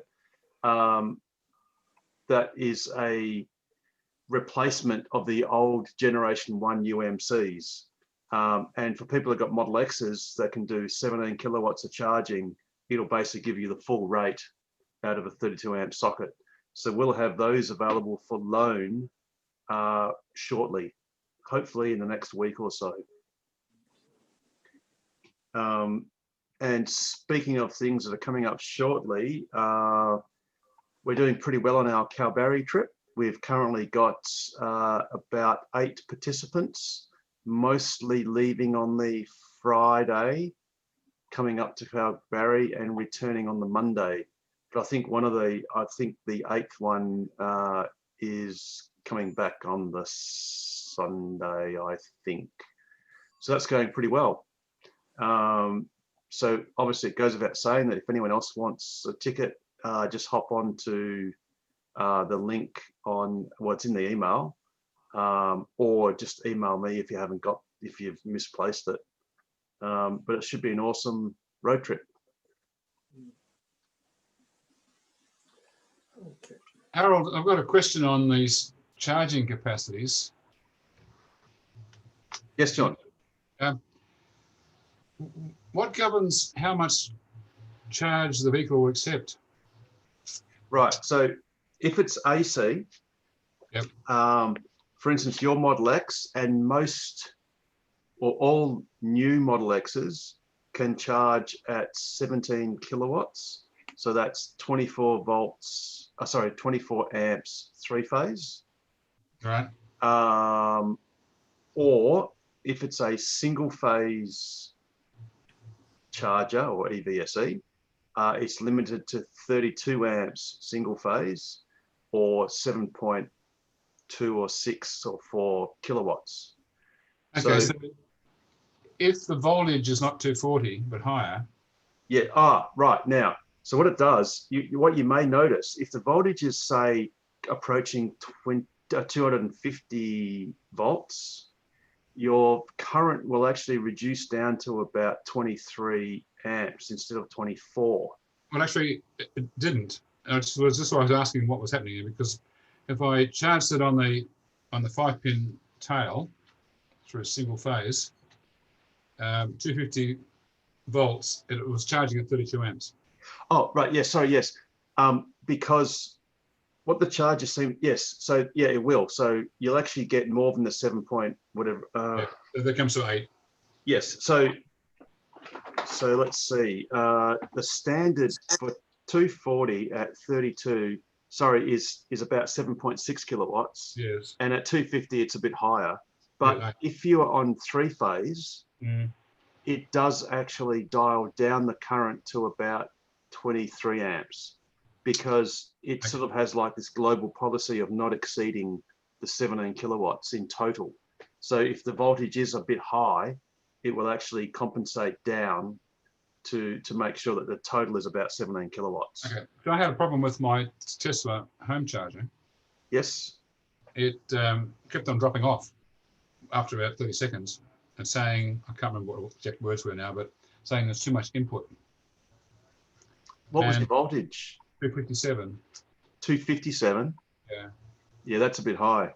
And I dialed it down to 17 and things, and it still wouldn't work. So in the- No, because it's too high, because what it's done is it's as a policy, it's said if the grid voltage is higher than a threshold, which I dare say sounds like 257, and I think that is actually I think it's 58 actually, that threshold where it switches off. that's 7% above the grid. Mm. So it's probably a safety feature. in the car or in the charger. In the That's good. inverter. That's a very good question. I don't actually know the answer to that at all. I It couldn't could find be- anything at Could be all. either. So in the end, I went and turned the circuit breaker off and turned it on again, and it decided it was okay. It's interesting the voltage was so high though. Have you got solar there, John? No. Well, it Right. just well, that's what it used to be 20 years ago around Perth. Oh, of course, yeah, indeed. The old grid used to be 250 standard. Yeah, and Because- 260 sometimes. Yeah. Yeah, because of the apparently Western Australia got some cheap generators from Germany, and they were 250 volts. And what they then had to do is, because that was the first lot they got, they then basically had to keep following suit to keep it all consistent. Yeah. So- that's right.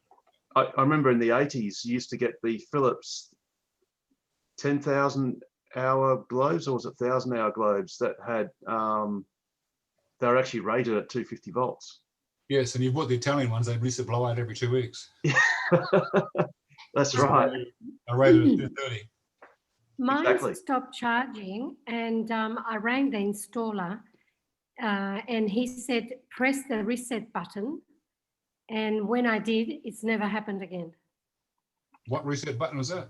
On There's the a side of- reset button on the opposite side to the handle for charging. Right. Yes, it's a little red, and it actually says the word reset. Yeah. Literally. Yeah, Um, and I can't see that, so it very never well. happened again. All right. It's been working fine since, so it's fine. But Yep. All right.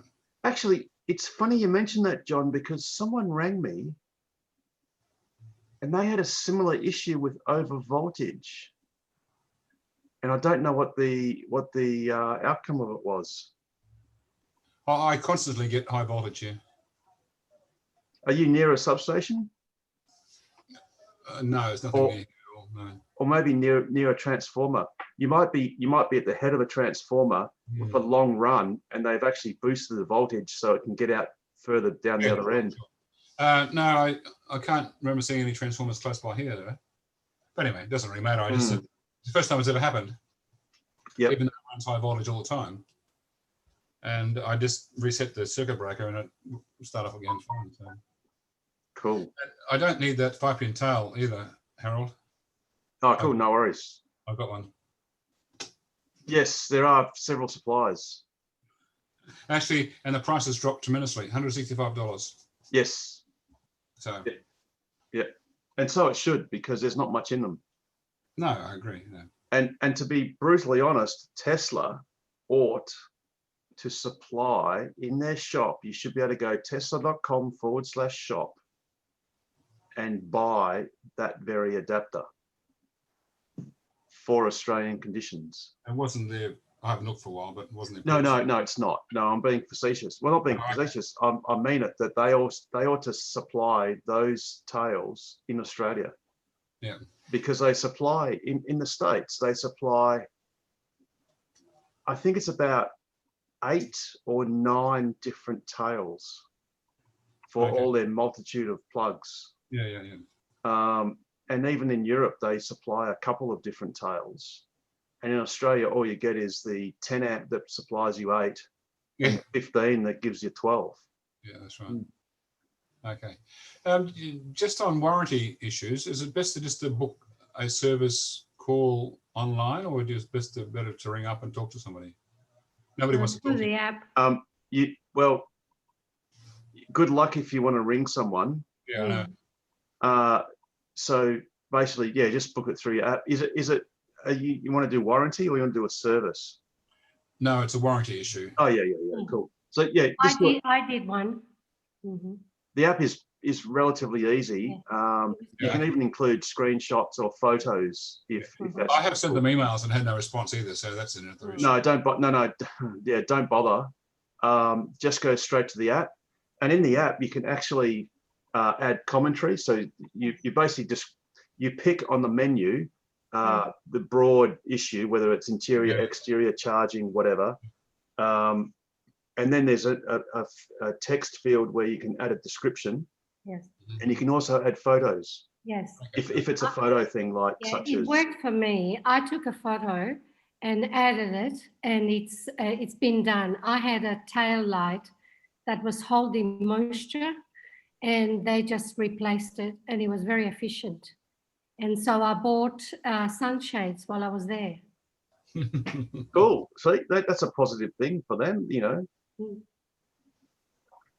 Speaking of service, I went past the new service centre in Osborne Park, and I've got to say it's going to be awesome. And I highly recommend anyone go past and just. Where is that? It's on the corner of Main Street and Scarborough Beach Road. It's the Number old one.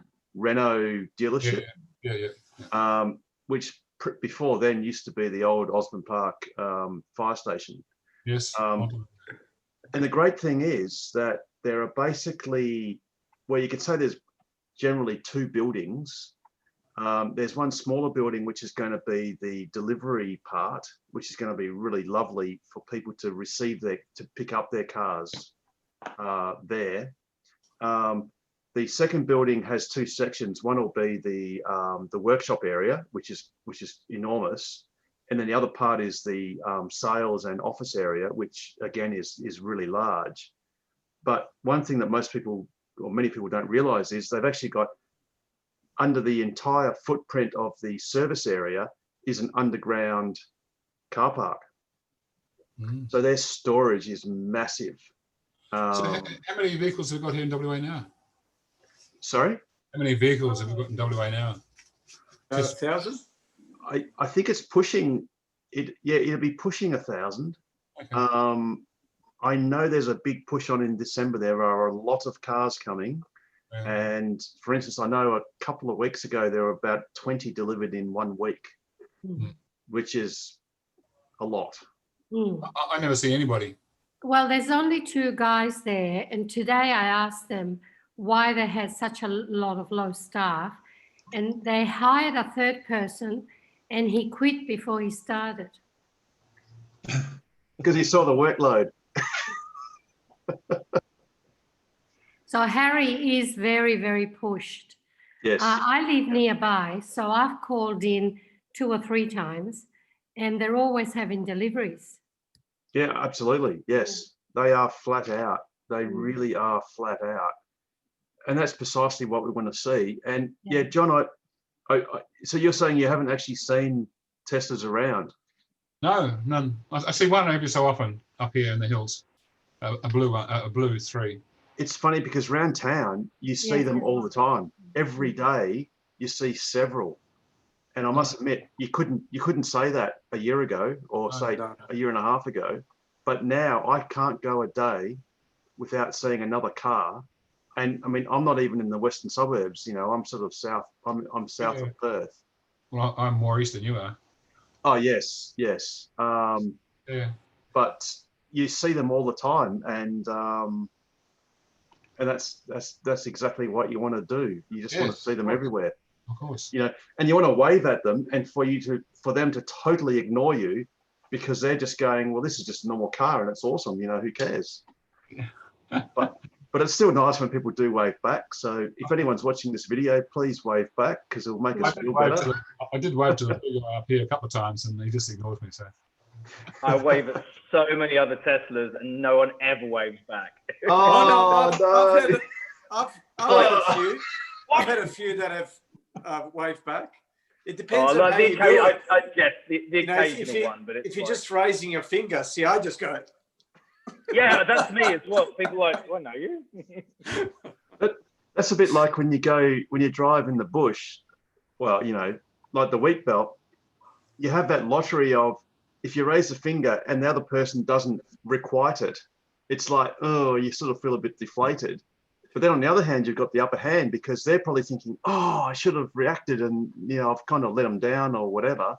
You just got to be very casual and put your hand on the steering wheel and just raise a little finger as you go past. Yes. And I think, you know, that comedian Jim Owen? I drive into Pilbara for two weeks out of every 4, and this is a big issue. You know, if you're too late or if, you know, if you're too over the top, it's like, oh, well, all right, Mr. Kane. Was it Jim Owen that took the mickey out of Australians when he first came here? And he said that, you know, in Ireland, they would, you know, wave or put a hand up or whatever. And Australia, we're so relaxed and lazy that we can barely raise a finger, like you just sort of just barely. Yes, that's right.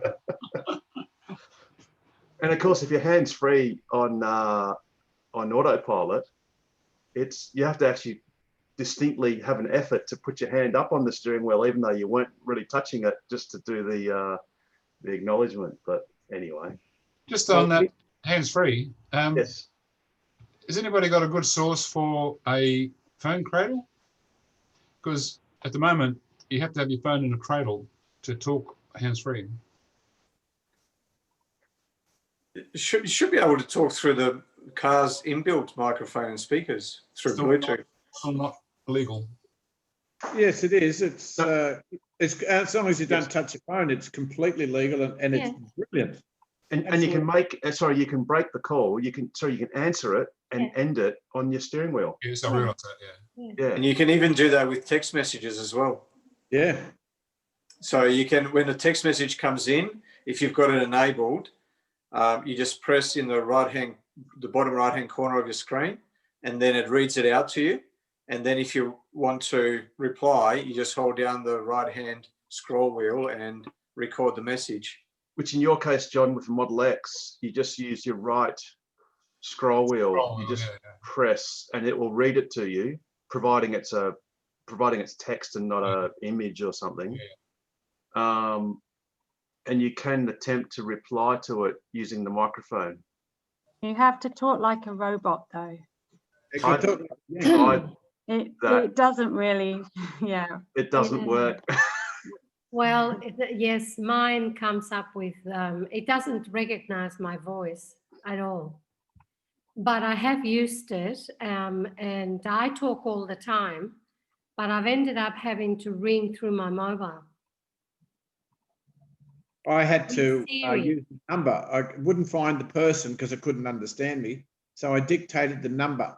The first time I didn't get it, but the second time it worked very well. But the scroll wheels are so brilliant on the calls, and that it got probably 4 out of 5 words right when I spoke it to return the text. And I found this is my first car with a proper hands-free system. It's just brilliant. Yeah. But Pete, if you had a message that said, "I love you dearly," and then it texted, I don't love you dearly. That could be awkward. It could be. I don't know if 4 out of 5 is good enough, just quietly. If you're talking about texting, when I've received a text message and I press the scroll wheel to reply, it's pretty damn good at getting it right. It's just not so good with names, I No. found. No, it doesn't So like names at all. It's Oh, because it's you speak the Queen's English, Nigel. That's why. I'm terribly sorry, Pete. See, with me, it's got no chance. Maybe we should all speak with an American accent. It's starting to recognize, because I use that feature a lot. I'm out driving and I've noticed it picks up my appointments and drives me to the appointments as well. Yes. From the appointment book. And I talk on the phone all the time, but I prefer to use single names rather than name and surname. And then it comes, if you have more than one of the same, it comes up with all of them and you have to select the one you want. But it's been better.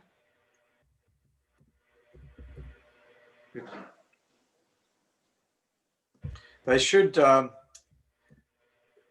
because they've used the AI engine to improve the windscreen wipers.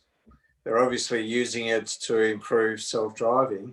So maybe this is another use that they could put the AI engine to. Because you know, the Series and the Alexas, they're a lot better, and that's what they use. Well, speaking of wipers, I put mine on the other day, and they were all over the place. Oh, really? Automatically come on this time either. First time I used them, they came on well, but the second time, the speeds were all over the place. I went from what I thought was slow and intermittent to every setting, and they were all rubbish. Peter, what do you mean you turned your wipers on? Mine are on permanently auto. So when it rains, they go. I don't turn them on or off. No, mine's on auto, and it worked the first time, but it hasn't worked since on auto. I've got to then, on the stick, turn it around to the different settings, but I couldn't find one that worked successfully. So that hasn't been a great success. My wipers from Word Go have been terrible, really. I haven't had that problem at all. Mine only covered 50% of the screen for the first couple of weeks until they adjusted them. And then they worked well, but now they don't come on automatically, and I can't find a speed that works properly. Oh, mine don't come on automatically. There's a setting called auto. Yes. On, is it on the app? No, it's on the screen. It's okay. it's on the right-hand side of the screen. You know how you have the map side, which is about 2/3 of the screen, and then you've got that 1/4 panel. So it's at the bottom of that. Yeah. Oh, okay. I can't remember what it looks like. Is anyone in a car? Yeah, no, it's got 1 speed, 2 speed, 3 speed, and auto. Oh, okay. I haven't seen it. No, mine was working quite well, but the last time it was horrible.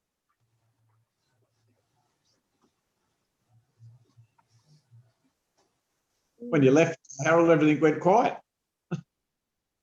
Oh, yeah, sorry about that. Someone was trying to set fire to a jetty opposite my place. So had to have a quick look to see what was I'm going home. on. I'm not over there.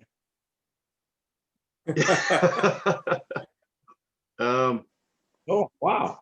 There's that's exaggeration. That's just the phone, Yeah, the flame. stretching the what's the name, but yeah, anyway. So I thought I'd have a quick look just to make sure everything was okay. Opposite your place must be Sir Riverton, was it? Or Shelley? Opposite your place must be Shelley, is it? Yes, on the other side, yes. Yeah, so I'm Waterford. So I'm on the north bank of the Canning River, well, that part. I ride past there every second week. Yeah, cool. Well, yeah. It took me ages to work out you were there, actually. Yeah, so anyway, there's a little wooden jetty, and I guess someone... Not anymore. Yeah, actually, there's a fair bit of smoke, so I dare say there's a bit of damage, and it's made of pine. Oh, really? Oh. Should be Yeah. made of Jarrah. No, I'm pretty sure it's pine. It's a light color. It's a pine Oh. color. But anyway, It's not yours, don't worry. yeah, exactly right. That's right.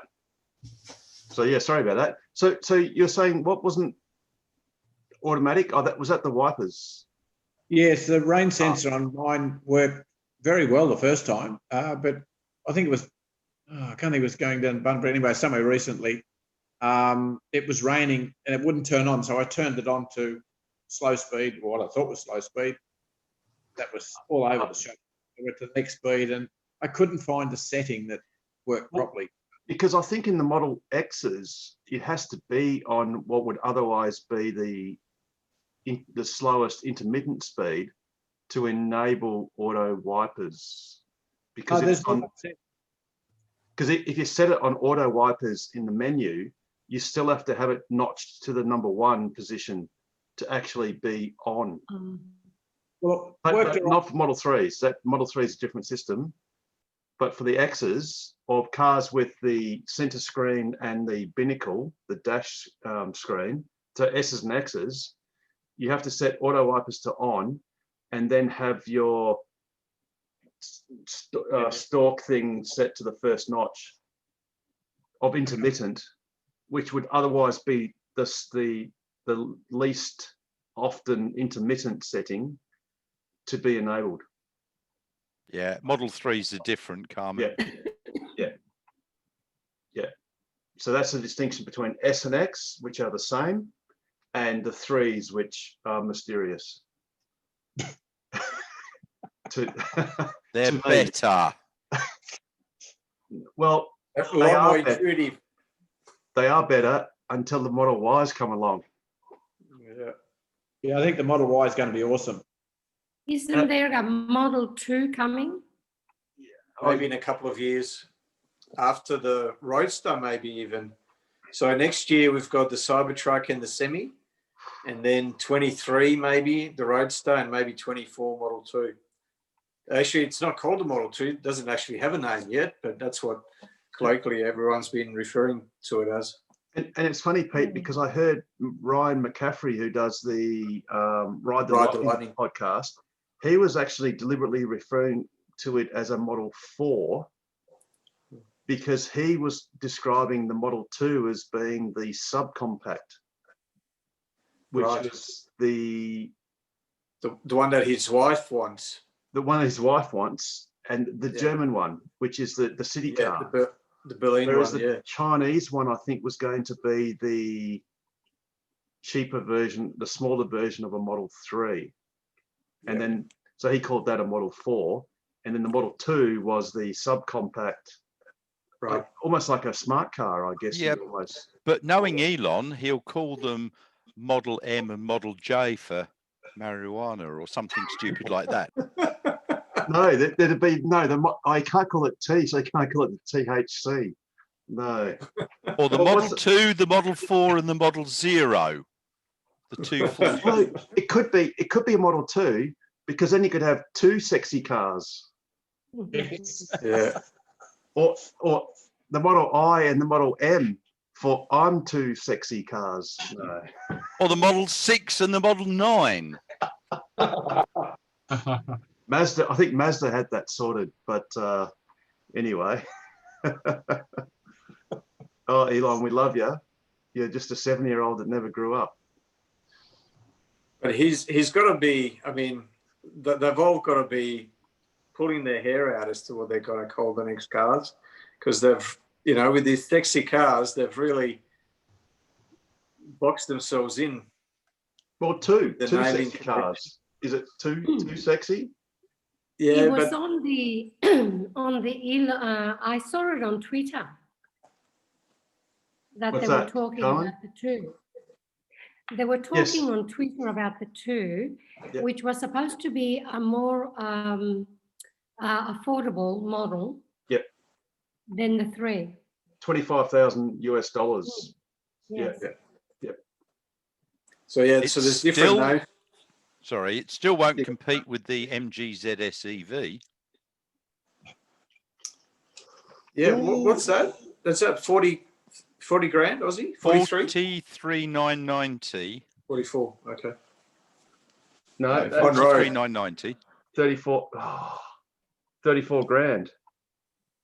Yeah, then you've got all the import duties and yeah, true. freight Yeah, and that's For true. a second there, I thought that was the HP 12B, the old financial calculator that I used to use at uni, but it's a scientific HP. Yes, no, this is a 15C. 15C. So this is Oh, you're a showing your age there, Harold. yes. So, actually, John, I could show you a. What, 45? No, 41. it was a 42. I've got a 41 CX. My old man had the one that had the magnetic stripe reader, so you could put your program on a little magnetic strip that would feed in like a little reader. It would just sort of plug in and read it. That's the card reader for the 41C, CX and CV. And Yes. I've got those. I gave my brother all the peripherals, the printer and the card reader and the disk drive and everything. I had a full suite of them. Here's a confession, because it's Tokwa late night or whatever you want to call it, Tokwa after dark. My old man had one of those readers, right? And you know the old Dymo labelers. You know how the actual Yes. the label has like the peel back. Yeah. You take the adhesive off. Sorry, to expose the adhesive. For some stupid reason, when I was about 6 or 7, I thought it was a good idea to see if I could feed that backing through my dad's calculator, and it just fed in and just went and it just broke it. You're very popular. And of course I denied it happened. Like I didn't do anything to it, and he didn't know what had happened, so he shipped it off to HP in, I guess, Sydney. Mind you, he lived in Karratha, or we lived in Karratha in the 1970s. So that was a bit of a hike, and it came back sort of all fixed. And I don't remember getting told off about it, but maybe I did. I don't know. You know, kids forget those sort of things. They were the best machines ever made. Yeah, Pete, it wasn't the 12C. It's the 12, whatever. It's the 15. It's the engineering version. You know, you can get an app on your phone, which is so there's the 12B, but also the 15C. Yeah, that's the one. Yeah, exactly. And it's got the retro look as well. And you get the back of it, which is the same as the original. The formulas. Yeah, nice. I want an app that's a slide rule. And you know what really upset me was I actually paid about $50 for the original version of that app. And then the iPhone went through it, one of its iOS revisions, and then it stopped working. But then thankfully, you're right, Pete, there's a free version of the 15C, which is, it's awesome. It works really well. And anyone that doesn't like reverse Polish notation just doesn't understand it. You can also get one for an 11C as well. Oh, can you? Cool, nice. Here we go. Nice. Up there. Oh, yes. Yep. And the 12B if you want a financial calculator. I actually bought one when I did my engineering equivalent of the MBA, thinking it would be useful, but I just didn't need to do it. Didn't need it. So I've got that somewhere now, which will be tucked away as a quaint old-fashioned calculator in 100 years' time. I originally bought a 45 back in the early 70s. Yes. And I think it cost me $400, and I was making about $800 a week. That's but it was a bee's knees. It was unbelievable. Well, I've got a 42E that had two NiCad batteries, basically AA size batteries and a charger, which now doesn't work properly. I mean, it'll work if you just keep the power, well, you just put in AAs or hardwire it to power. With the old LED, the red LED display. Yes, that's right. with So that little, was- little magnifying glass, little magnifiers on each segment. Yeah. Harold, do you remember last week I said about people should mute their mic and so on, because we get phones going off and people talking, and it's quite distracting at times. It's not too bad this week. Last week it was terrible, but a lot of people just leave their microphone on and chat away in the background. I think I have to have an apology for that. I didn't realise I was loading the dishwasher last week and still had the mic on. Oopsie, sorry. It wasn't only you, Richard. It's funny the way Zoom works is if you have that background noise, everyone will hear it except you. It's Yes, and apologies. And it's sort of like a nice segue to give a shout out to Damon, who will be watching this later. Big shout out to you, Damon. And apologies for you having to put up with listening to my wife's typing several weeks ago over a couple of sessions that I didn't realize was as annoying as it apparently was. So apologies to all of those watching later. It was a bit ordinary.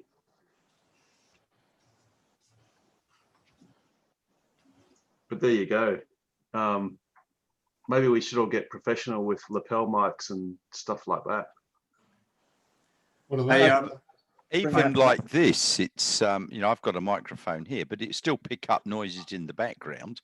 So I think, you know, sometimes it just gets a little bit annoying, which is why I mentioned it last week. hey, has any of your Model X's a 2015 or a 2016 built year?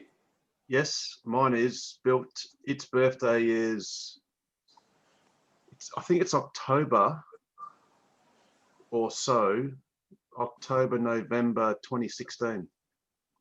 Oh, okay, you might be right. So this is just Teslarati article. Tesla has filed a recall for 9,136 Model X's that were produced between September 17th, 2015 and July 31st, 2016. Oh yeah, no, that's cool. Actually, So you and what was it for, Pete? so this is the description. The Model X is equipped with a cosmetic applique at the front of the roof, just behind the windshield, known as the front applique, as well as an applique at the center of the roof in between the upper falcon door roof glass, known as the spine applique. Both appliques are adhered to the vehicle using urethane. If the applique to urethane interface lacks primer, then over time the adhesion may weaken, causing the applique to separate from the vehicle, the electric car maker wrote. So, yeah, it just seems to be coming off. Yeah, cool. That's the applique. Applique, okay. Applique, So, yeah. So it's probably a French word. yeah. There is. I'm just trying to find a favorite that I've kept, which might be useful to everyone actually if you Google it. Having said that, I've got to find it, and that's to do with you can actually, the NHTSA have got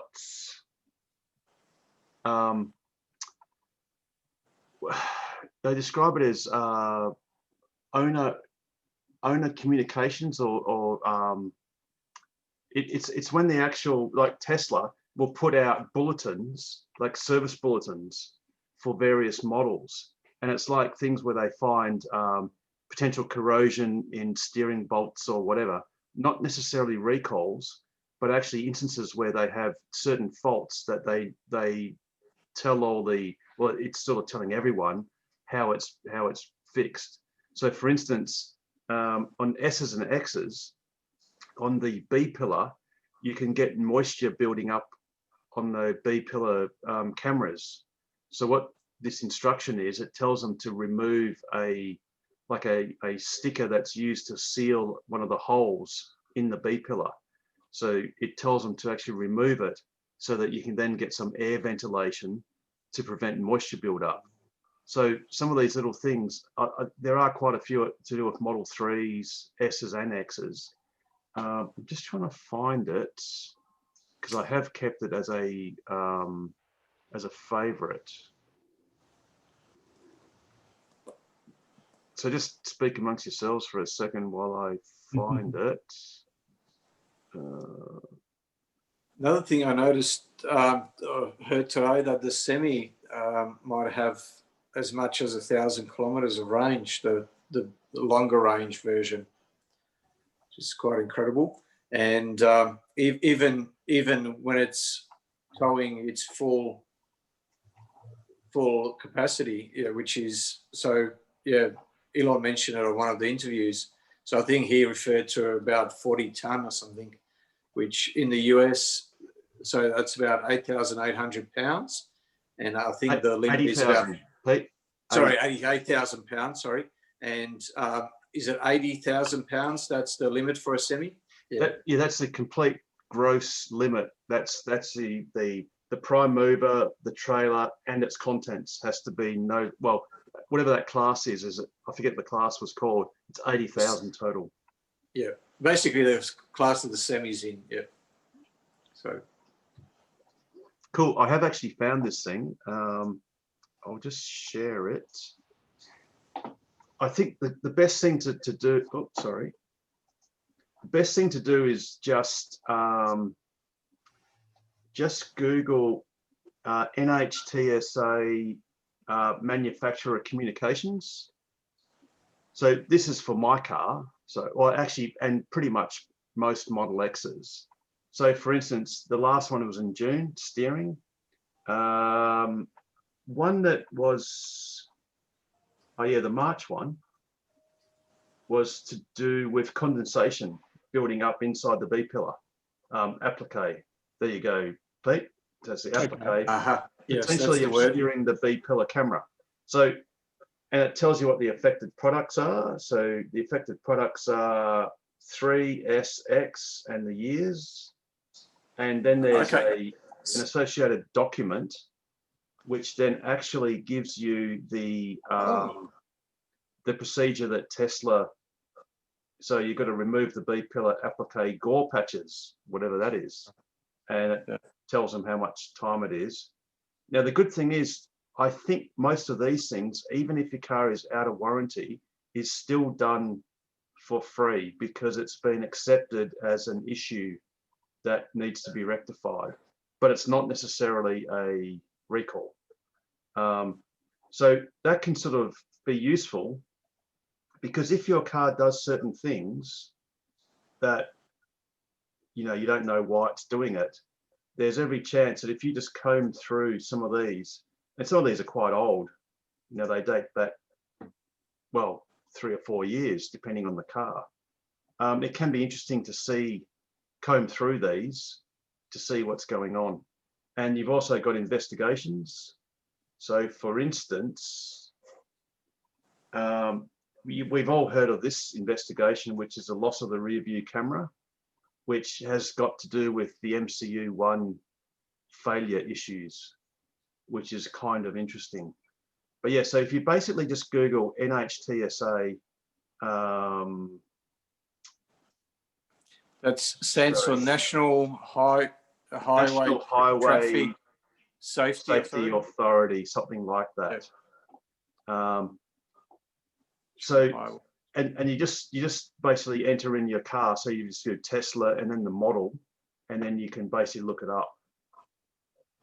Or you can search by VIN. Yeah. Well, you can find recalls by VIN, yes. Or you can look at investigations recalls. So there are 5 recalls for my car.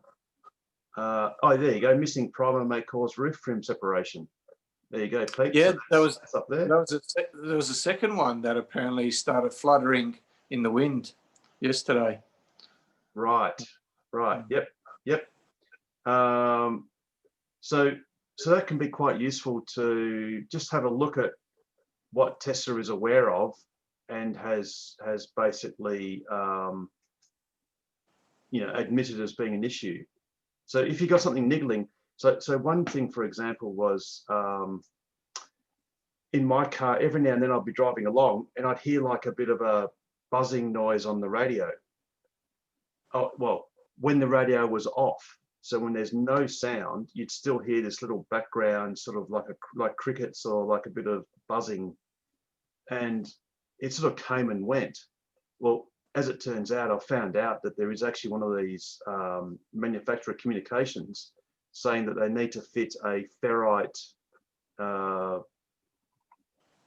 snubber on the audio line going into the amplifier, and that's something they'll do for nothing. In another case, there was one where if you'd be driving along and suddenly the autopilot, you would say navigate and autopilot is not available because the cameras are affected. There's one communication that says that might happen if you go past an airport with a certain class of radar, because the radar would interfere with the camera signal, and then the car would, stop using autopilot or stop implementing autopilot properly. So the fix for that was some sort of filter device put on the camera lines. So there's actually Harold, on that point, on the Ride the Lightning podcast this week, one of the pro tips for HomeLink not working was interference from the LED globes. And the guy just went to Home Depot, got a Genie brand light globes that specifically say they won't interfere with electronics. Yep. Put those in, and yes, they're working perfectly. So. Yeah, I dare say. So you mean globes as in the garage itself, like, or in the house? In the actual garage door opener. You know how some yes, of the garage door openers got yes. an integrated light? Yeah. Yes. Yeah. Yeah, actually, that'd be dead right, because the LED, like, they won't be incandescent, because incandescent don't interfere with anything, but those LED globes have inverters in them, and yeah, if they're not designed properly, they can interfere with the receiver. Yeah, absolutely. We bought some cheap LEDs when they first came out, and it played havoc with our TV reception. Ooh. Yes, and I dare say that's kind of illegal, because all of those appliances need to have electromagnetic compatibility, and clearly they don't, and that's a big no-no. Yeah, but unfortunately, a lot of that just comes in. People buy stuff on eBay or Alibaba, and even companies. There are wholesalers that bring product in which don't comply or haven't been proven to comply. So it's a real issue. Cool. Now, speaking of issues, I've got an issue, Pete. Why is Tesla's share price going down a little bit? That's not good enough. What goes up Yeah, must come down. That's why. I've just noticed that, down to 544. Yes. How dare it? Oh, just having a breather. Oh. Breather. You can buy after all. But it's not the actual. The market hasn't opened yet. It's just pre-market. It's just pre-market. Yeah. Which, it's funny, because I do recall at the end of last week's Ask Us Anything, the share price was about $450, I think it was, Pete, and then it actually went past that, or was it a bit less than 450, 420 maybe, or 40 or something like that. But it was, as soon as the podcast, as soon as the Ask Us Anything finished, so obviously the whole market was just watching our show, and yeah, they had better things to do than trade. And as soon as we called it a night, they went back to the screens and bought up Tesla. As you rightly said, because we missed a couple of points for the whole evening, one of which was the, was it the S&P inclusion, or was it something? I can't remember what it was now, but you're dead right, Pete. As soon as we went to bed, the market just erupted, and it sort of hasn't gone back since. Yeah, true. So yeah, well done, all you traders. So be mindful that once we get off, you can feel free to take that share to $600 if you like. No, I want it to stay down because I've got a buy order for Tesla. So when market opens, I want it as low as possible, and then I'll be able to buy some more. Well, if it's a limit order, you don't want it as low as possible. You want it a cent below your limit order. No, I just got it at market. Oh, okay. Yeah, right. Well, in that case, you're right. Yeah. Bit dangerous putting in at market orders. You never know where you'll get it at. Especially with Tesla. Yeah. No, I put an amount, a dollar amount in, and said buy as many as you can. Yeah. Yeah, so you'll get 2 shares, Nigel. You know, Probably get half a share. So I did see Galileo Russell had a hyperchange episode whereby he went back in time and showed himself sans beard and about 3 years younger. Yeah, he looked weird. Yes, it did. It did look weird, and he looked very young because I guess he is. And good on him for being young. Wish I was. Where he basically was begging. Who is it, Pete? Begging the rich dude who Elon just Warren Buffett. Warren Buffett begged Warren Buffett to buy how much? What it was only. It was only about 5 or 6%. Yeah, and it was only a few $1 billion, or not even that. Yeah, just a couple of billion. And said, look, you know, this company's going to explode, and I think the share price in 2017 was $300 US. That would have been pre-split. Sorry, yeah, pre-split. Yeah. Too right, Pete. So in pre-split money, the share price is well over 2,500. It's basically a 10 bag. Well, it's almost a 10 bagger from when Galileo begged Warren Buffett to buy them. It would have potentially been even more because there was a period of 12 months when the stock went up tenfold in a period of 12 months. So, yes. Yeah. Well, just look back at March. I think the share price pre-split went down to $348 in March this year, which, you know, that's pre-split, 348. That's $69.60. I missed out on some of those. I thought they might come back a bit more, and they didn't. And then they started shooting up, but I managed to get some at around 500. Managed to get some more at around 500. Yes, it's yeah. That's hindsight, Harry, isn't it? If only you knew. If only. You muted Carmen then, didn't you, Harold? Well done. I did. Thanks, Nigel. I saw that.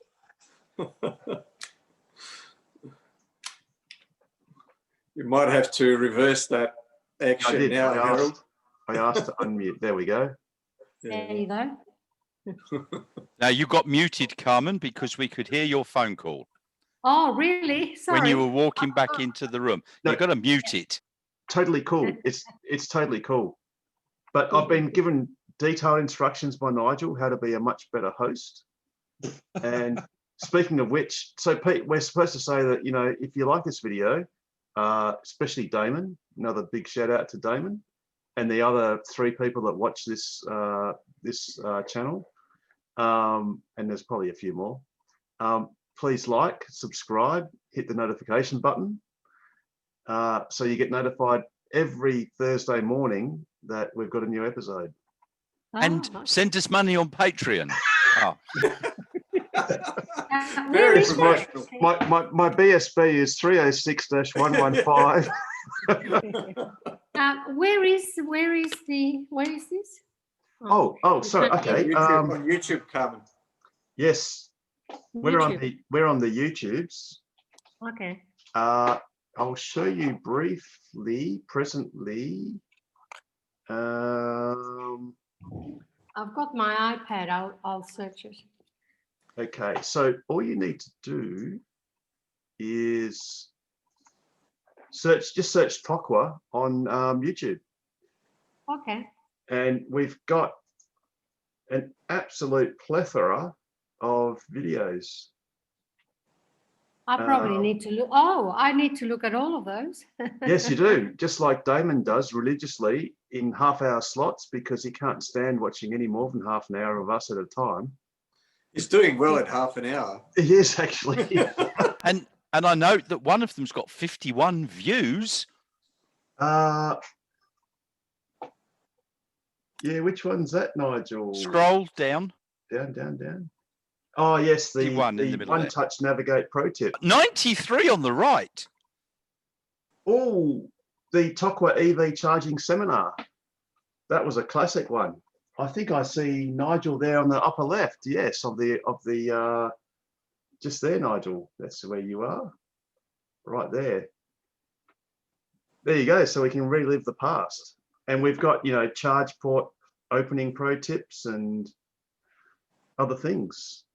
Oh, I've been using the app for that. Oh, look, there's many ways you can open your charge port. Actually, especially if you've got if you buy the Model 3 key fob, which can be quite convenient because you don't need to use your Prox card, your key card, or your phone. But I mean, if your phone's working perfectly well, then that's fine. But yeah, so that we're actually on YouTube, and we've even got like a nice little drone footage of the Coolin. Oh, that's very good. Trip we did. That's where the charger is. Mm-hmm. I know that. Oh, where it was. Yes, where it was temporarily. Well, that was one of the reasons I bought the Tesla, because I saw that and I thought, oh, I can probably get to Esperance. Oh no, sorry, Pete. This is actually at Coolin. This was a temporary. This is using the shark fin. Yep. Okay. Lake Grace has the actual permanent charger. No, but Coolin's got that one on the side of the building there. It was a destination charger. Sorry, yes, you're right. Yeah, absolutely. Yes, that's dead right. While I'm there, I've forgotten how to open my charge port with the key fob. How do you do that? You showed me one day and I've forgotten. Oh, yes. Well, in fact, if you go back and if you literally look on YouTube and you go charge port opening pro tip, ignore my terrible voice. Press the open charge port button on the touchscreen.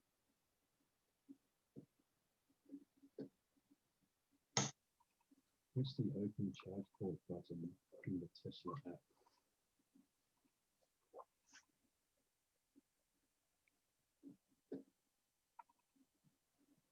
Press the boot button of the remote control. I recognise that colour anywhere. So where do you press the boot, do you? Yes. Because I know you showed me and I've forgotten how. Or briefly press on the charge port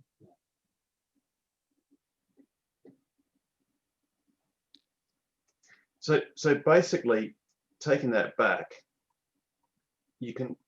Oh, come on, YouTube, you can do it. So you can just press the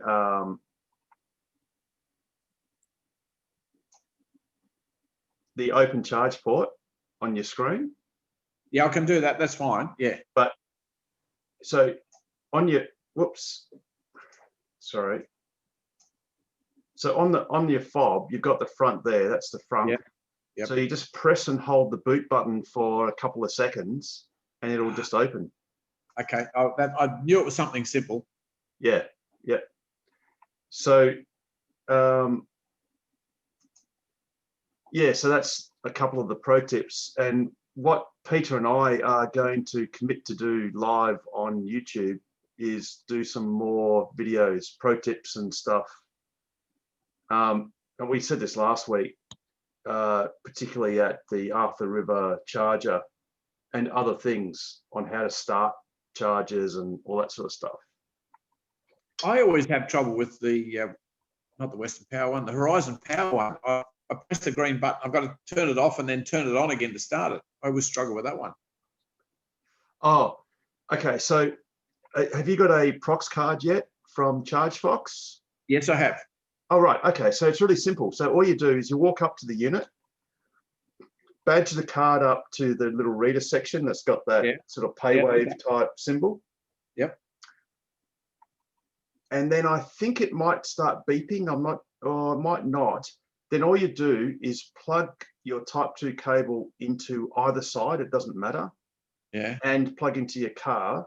And then you've got to press the green start button on the unit.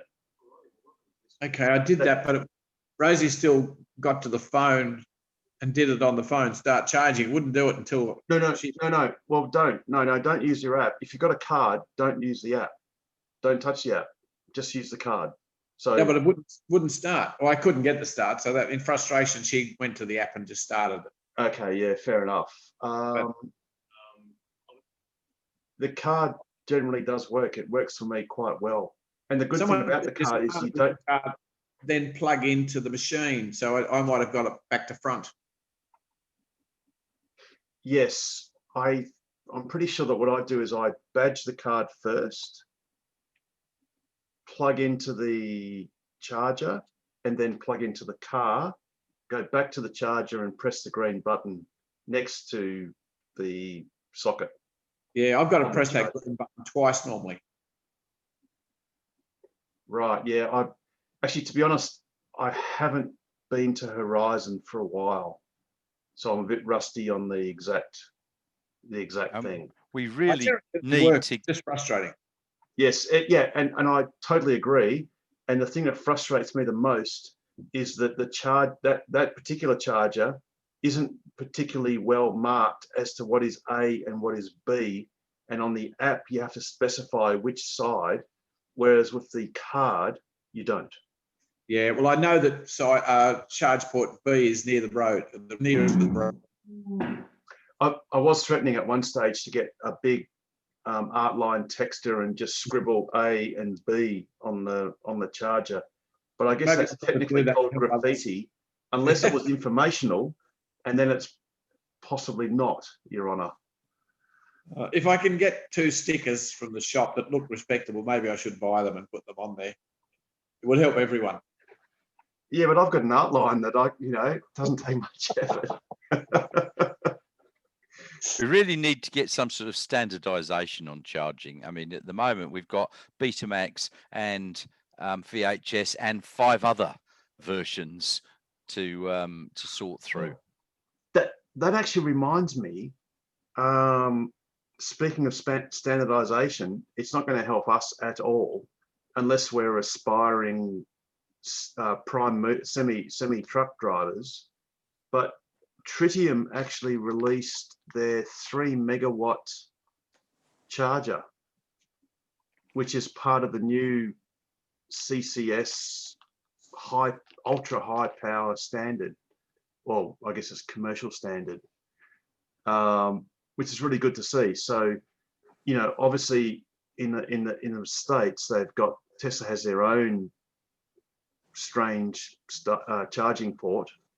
And then the rest of the US manufacturers have the CCS1 connector.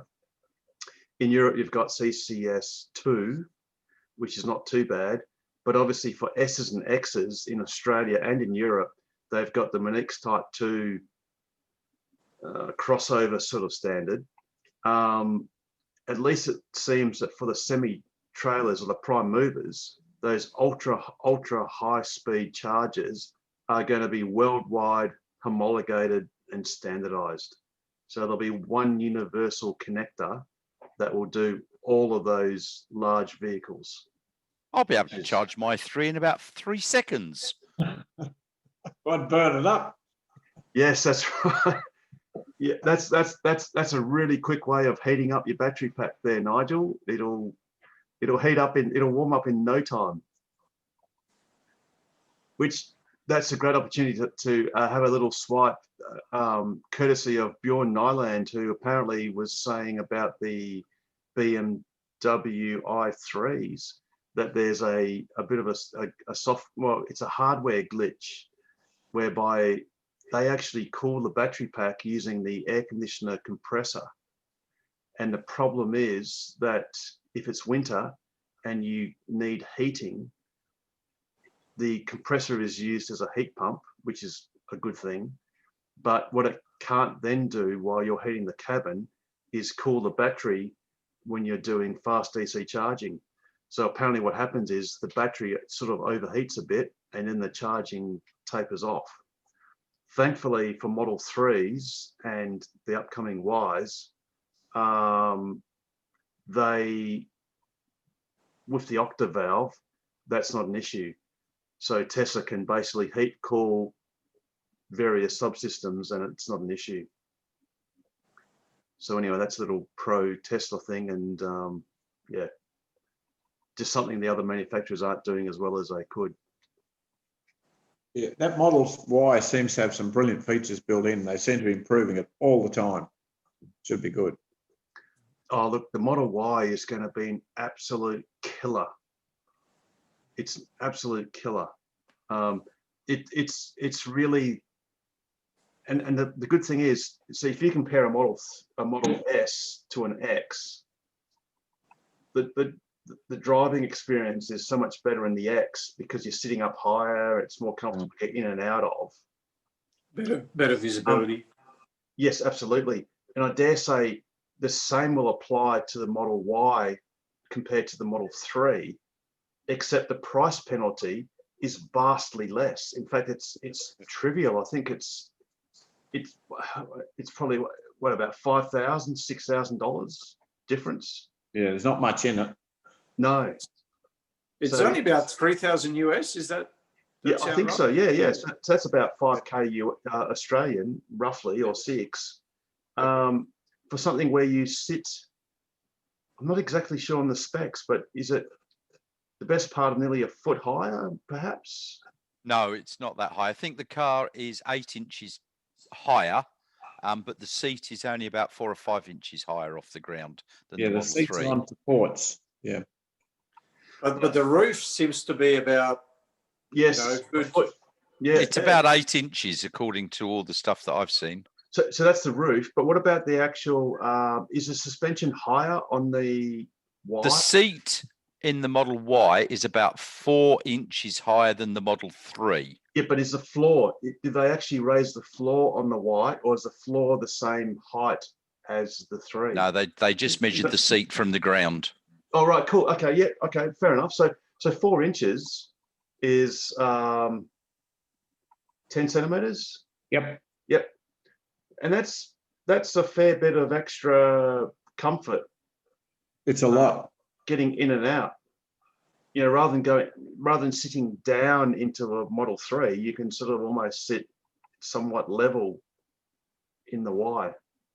That's why we got the Y instead of the 3. Rose wasn't happy to get in because, well, the Commodore's the seats have gone a bit. Sorry? Sorry, the X. You mean the X? Sorry, yeah, the X, because the Commodore's quite low and some of the seats are sagged a bit, and so you feel like you're sitting on the ground. And Rosie had enough of that, so I wanted to wait for the Y, but she wasn't prepared to wait for that, so we got the X. Yeah, you got at least another year to wait. Yeah, that's right. And then she said, "Oh, we might be dead by then, so we'll go with this." Don't know if that's quite right, Nigel. I'm hoping it'll be a lot less than that. I think I'm going to peg. Look, I'm going to be pessimistic, and I'm going to peg April. Well, I won't be getting one for 2 years, so that'll give it a chance to improve. Now, you know what I'm thinking, Harold? I'm thinking that they've got to give. You would think they'd give us at least 3 months to order the car before it becomes available. Because I mean, because just like Apple. Steve Jobs learned the lesson the hard way very early on. You don't start manufacturing your product until you know what the demand is. So that's why they take the iPhone orders before they start actually manufacturing them. So, and Tesla seems to have taken a leaf out of that book as well. So you would think, being a right-hand drive as well, you would think, they would give you at least 3, maybe 6 months. time to Yeah. order it. What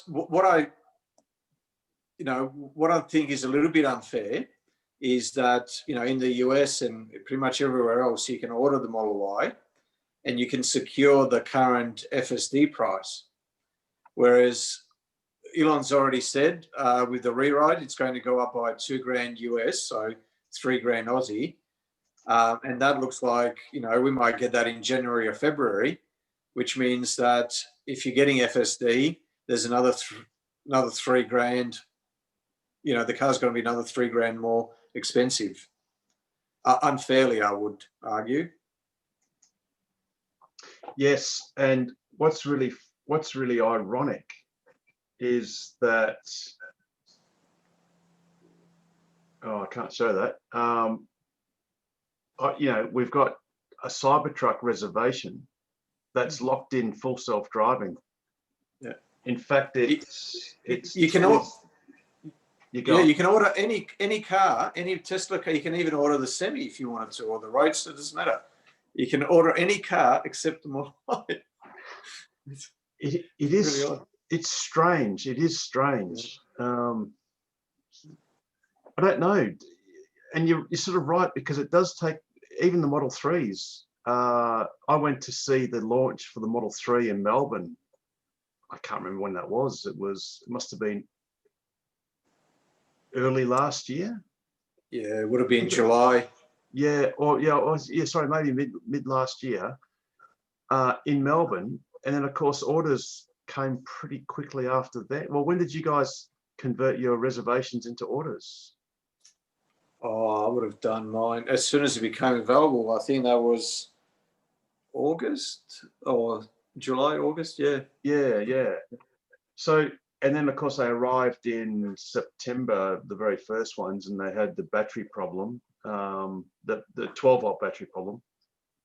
I don't know, Pete. I mean, well, let's just hope that suddenly in the next week or so, Tesla's going to have a launch. Well, which not many people can go to. Well, we can't. Well, we could, but well, whatever. Because it wouldn't be a launch here, I presume. It'd just be in one city, or maybe Sydney and Melbourne. And maybe the Y will get launched. But obviously, we've got to wait for Shanghai to come online properly. And there are test cars on the road in Shanghai. Yeah. In Shanghai, do we get the different batteries bought out from here? Because our Model Y will probably come from Shanghai. No, because the Model Y, I think Elon Musk has already stated that the Model Y will not be available in a standard range version. So it'll be the long range, I think, and that won't have the lithium iron phosphate batteries that the Model 3 SR Plus Model 3s from Shanghai have got, and they're the same ones that have already gone to Europe in the last batch. 8,000 of them. Yeah, and that's a really good value car, because it's actually better than the US version of the SR Plus, because on the Chinese version you can charge that car every day to 100% with zero degradation effects. So that's fantastic value. Hey, Harold, this goes to what we were talking about earlier. So I'm just reading a tweet from Vincent. Tesla Giga Berlin, new battery factory can count on a significant subsidy from government, says federal minister. So awesome. Every country's, moving one direction, supporting EVs, and we're trying to tax them. Yeah. Anyway. I remember. Go on, Nigel. Sorry, there's an article by Bridie Schmidt in the Driven, saying that it's going to be 0.25 or 0.2 cents, but all EVs and hybrids that have to pay it will get $100 discount off their registration. Well, that's 4,000 Ks. Whoopie-doo. Yeah. exactly. Yeah. What does the average car drive? About 20,000 K a year? 15,000? Give or to take 20,000? 15 Yeah. to 20. Yeah. Yeah. Yeah. No, it doesn't make any sense. I think it's 36 Ks a day average in WA. It's 14,800 or something like that. Yeah. I think the national average is closer to 40. I think it's about 38 or something like that. Well, not that 38's sure a figure that I about. thought of as well. Yeah, I'm not sure. I know my car's done 152 in 3 and a bit years, but I'm one of those silly EV owners that drives a long way home everywhere because, you know, my car's awesome. As are all yours. They are amazing. They're better than I thought they were, I reckon. They're incredible. Yeah. Harold, you're just proving that you are above average.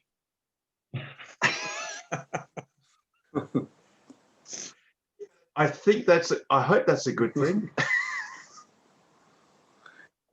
But I'm still jealous of Damon's Model X, that on Wednesday evenings, which is today, if he drove his car down my street, the screen would just be full of wheelie bins on the left-hand side as it goes past on the display, showing wheelie bin after wheelie bin after wheelie bin. And I'm not jealous at all. Some of the white posts on the side turn to witches' hats.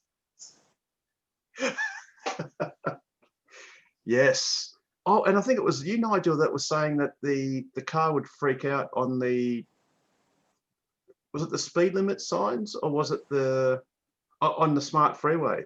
No, it freaks out with the traffic lights on the railway line on the freeway.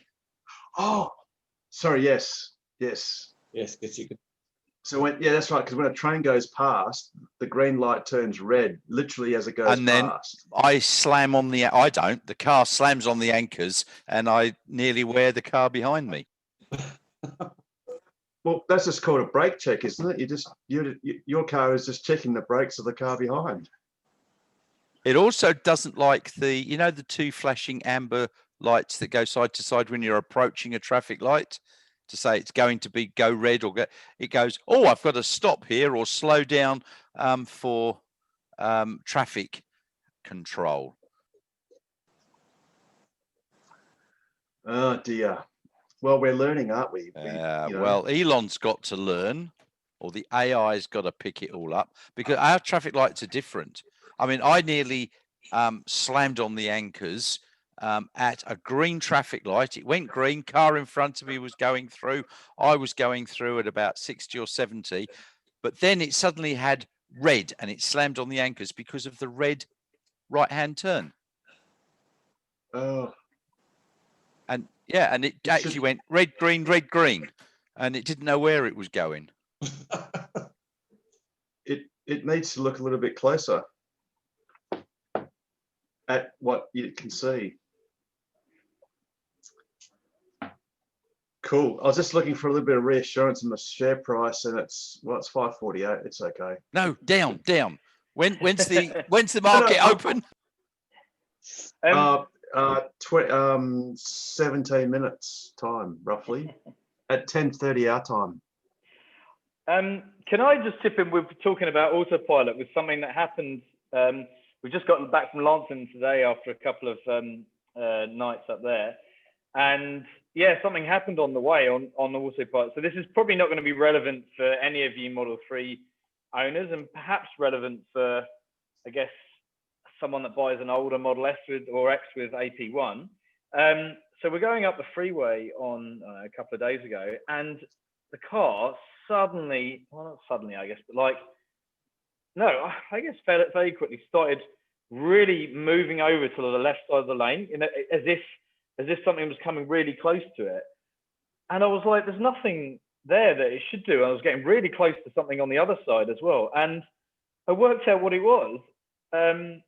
Next to me, there was a guy on a red Ducati. And for some reason, the car thought that it was ridiculously close when it was in the middle of the next lane, and the car was desperate to get away from it. And even as I sort of slowly went forward, it had it in red on the ultrasonics, even when the guy was sort of behind but some distance away.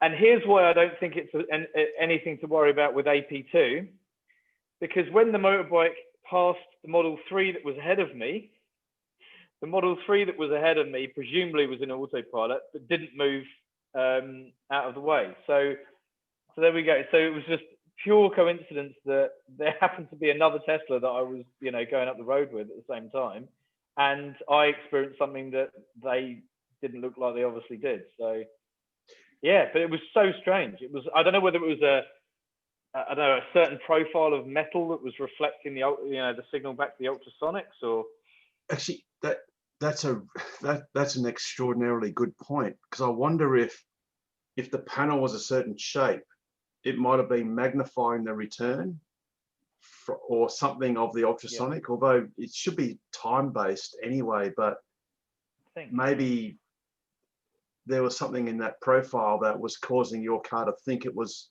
physically a lot closer. It wouldn't be a camera thing, it would have been the ultrasonics, I think.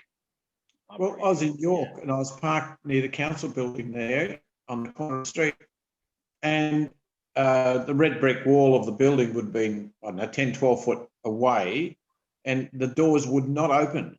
And it showed an obstruction beside the Falcon Wing door, but in fact the wall was, I'd say, 12 feet away. So I had to hold it, got to hold your finger on the button to override that obstacle before it would open. And there was nothing or no one there except this wall, and it was a red brick wall. And nothing above you, no tree or anything above you? Nothing anywhere else but a red brick wall, and that it didn't like that wall. There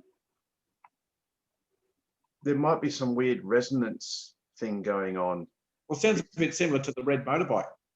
Yeah, I don't think it's a color thing, because the Falcon Wing door has an ultrasonic sensor under the door skin in the center of the door.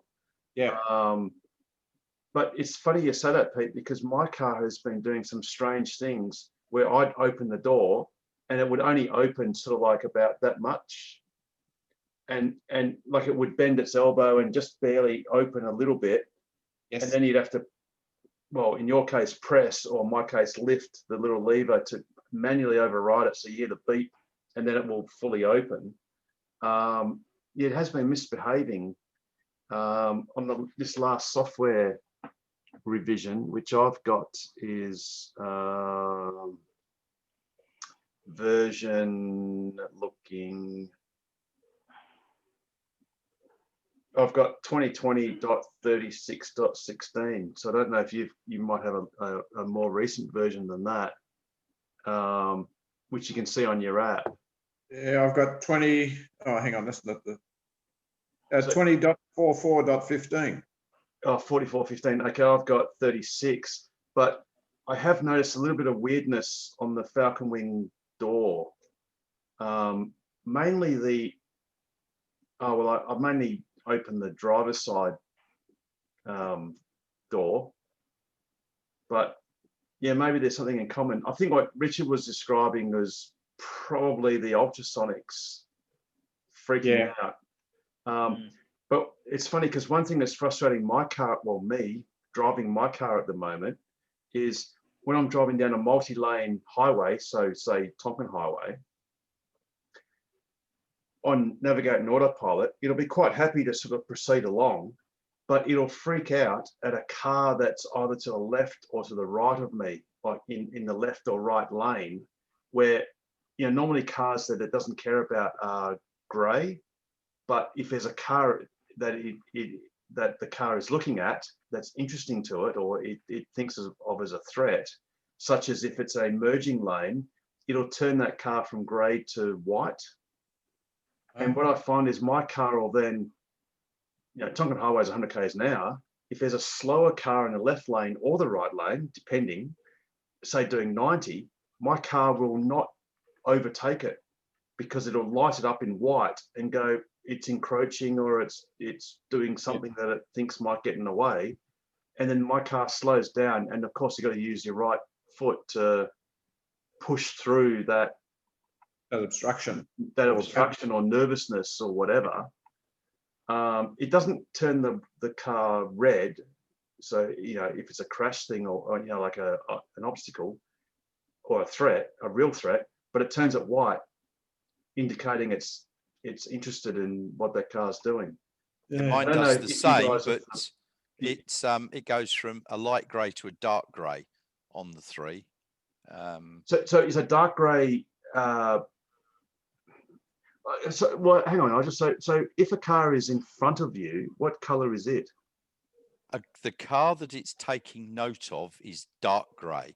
All the others are a lighter grey.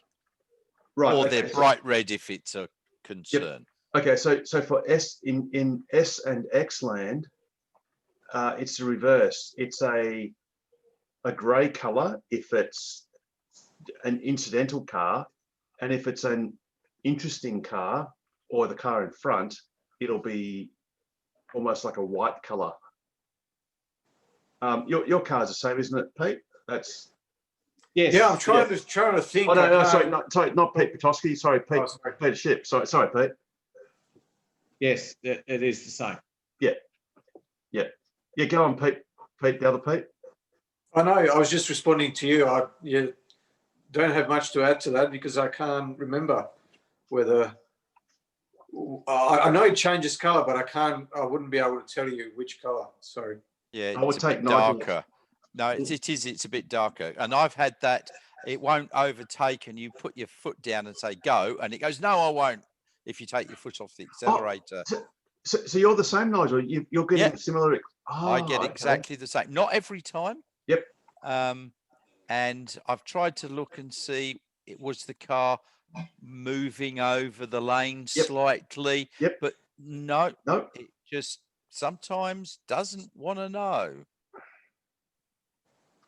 Well, as Pete alluded to a couple of hours ago, the new rewrite, the new software stack for the Model 3s and new S's and X's is coming. And that should really be a complete transformation of what happens. Yeah. You know. Yeah, well, there's a report from America that they've said the phantom braking completely has gone. And mind you, you'll benefit from it even if they don't bring the actual features, simply to bring the enhanced perception. Like you say, Nigel, will just stop all of those issues. Hopefully.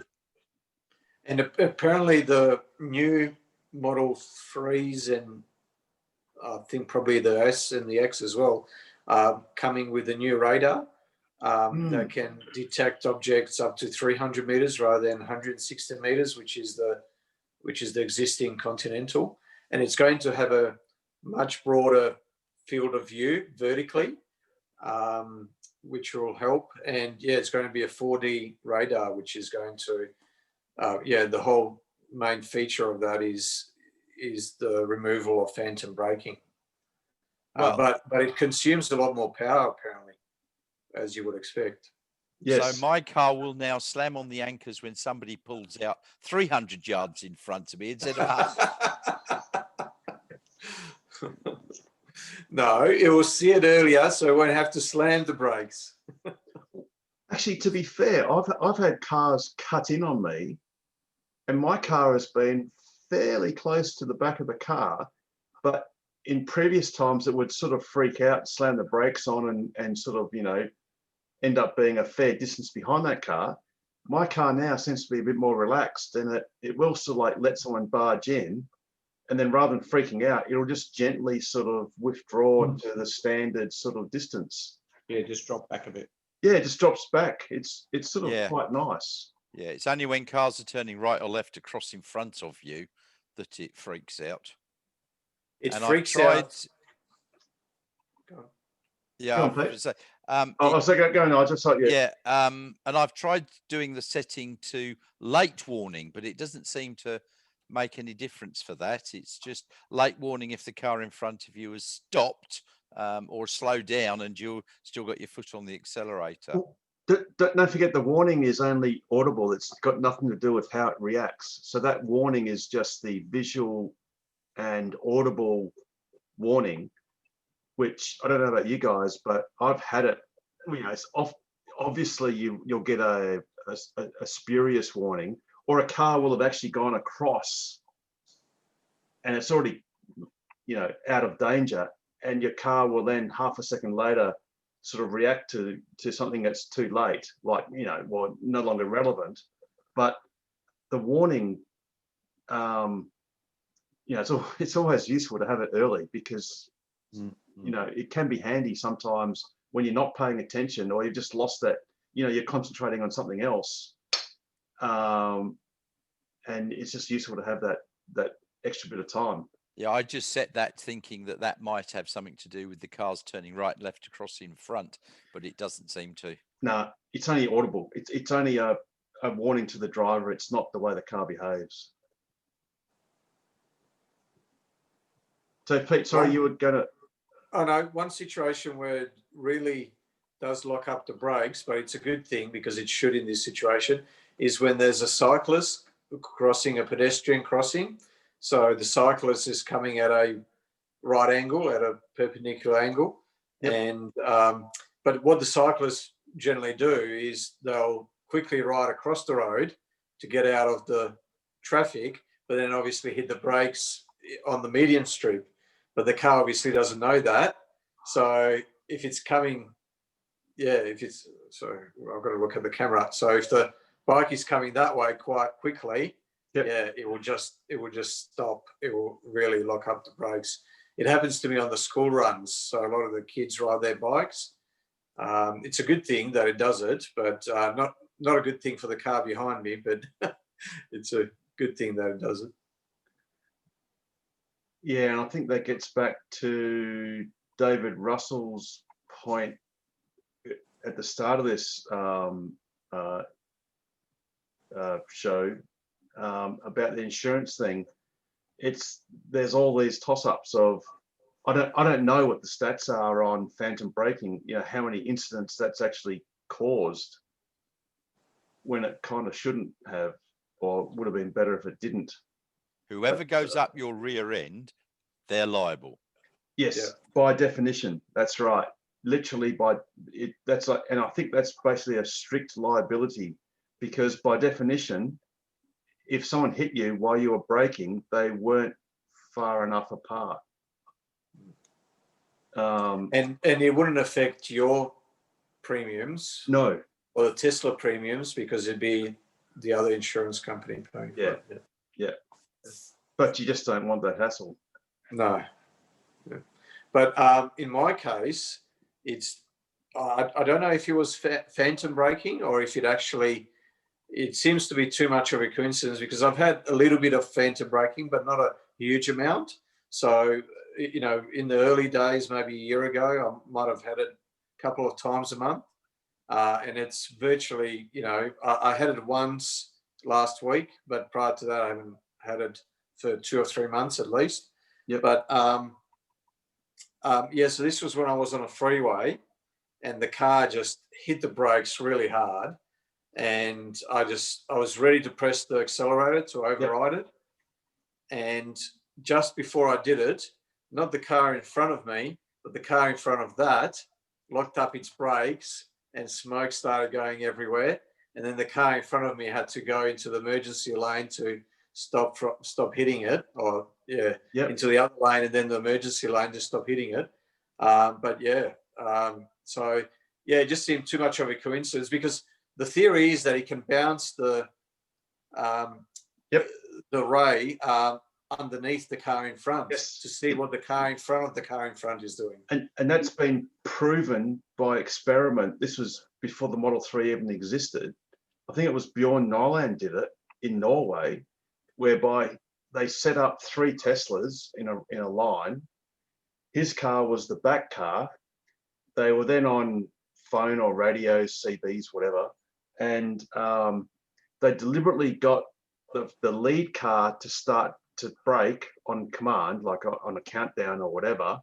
And as soon as that lead car started slowing down, Bjorn's car at the back. So that's one car with a car in between. Started braking. So, and that was one of the software revisions that was done. And I think that even applies to Richard's AP1 car. So it can actually see with radar the car in front of the car in front of it. And I know that it can because I've had 2 or 3 cars ahead of me slam on the brakes, and my car's gone beep, beep, beep, beep, beep, beep, beep before even the car in front of me or the car in front of them has seen anything happen. So yep. It works. And that's awesome. So Pete,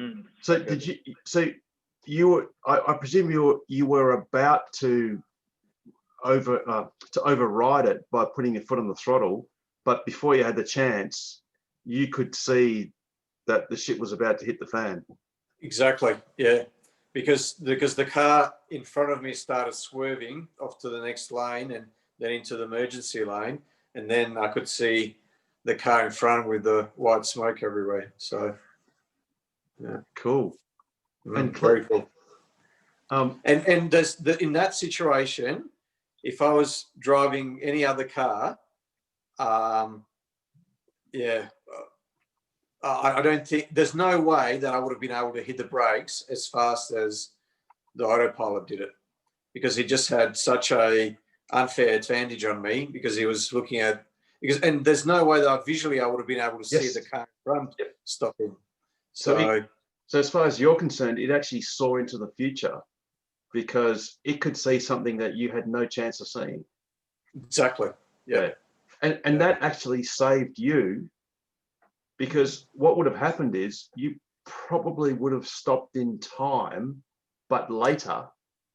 But the point is the guy behind you wouldn't have had the benefit of that extra half a second or second of reaction time for him to stop before he rammed up you. Yeah, exactly. Yeah. Yeah, it's pretty cool. That's where the electronics and those systems are just so great, that they never get tired. They're always active, and they can see things you can't see. And there's 8 eyes instead of 2, and they're right around the whole car, and there's 12 ultrasonic sensors and a radar, and yes, excellent. All right, well, hey, it's so late that my watch has actually gone to sleep. It's 10:30. So maybe that's a natural good time to. Oh, actually the stock market's open. So Pete, we got 549. Oh, that's okay. That's all right. It's only down a little bit. Actually, 551 the actual market. 551.59. Yeah, that's not too bad.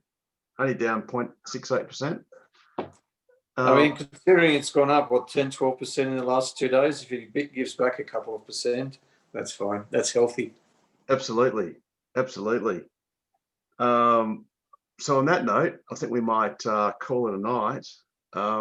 Thanks everyone for participating, and big shout out for Damon yet again, and everyone good else. on you, Damon. And Joe, thanks for lurking quietly in the background, and Ash as well. Yeah. Thank you, and everyone look after yourselves. Next week will be a big week. It's the lead up to Kalbarri. Actually, it would have been the day after our Galaxy Drive-In session on Tuesday, which I actually forgot to mention. Oh, hey, Seb. So that will have been enjoyable, I'm sure. Yeah, won't see you there, but I'll see you Wednesday. I should be back from your road trip then. Yeah, cool. Safe travels, everyone. And yeah, we'll see you next week. Thanks for coming. Don't forget to like, subscribe, and hit the notification button. Especially you, Damon. And Patreon. Yes, on Patreon. All right. And stay safe, stay sustainable, and stay ahead of the curve. Well done, Pete. All righty. On that note, we're definitely going. Good night, all. See ya. See you guys. Cheers. Cheers.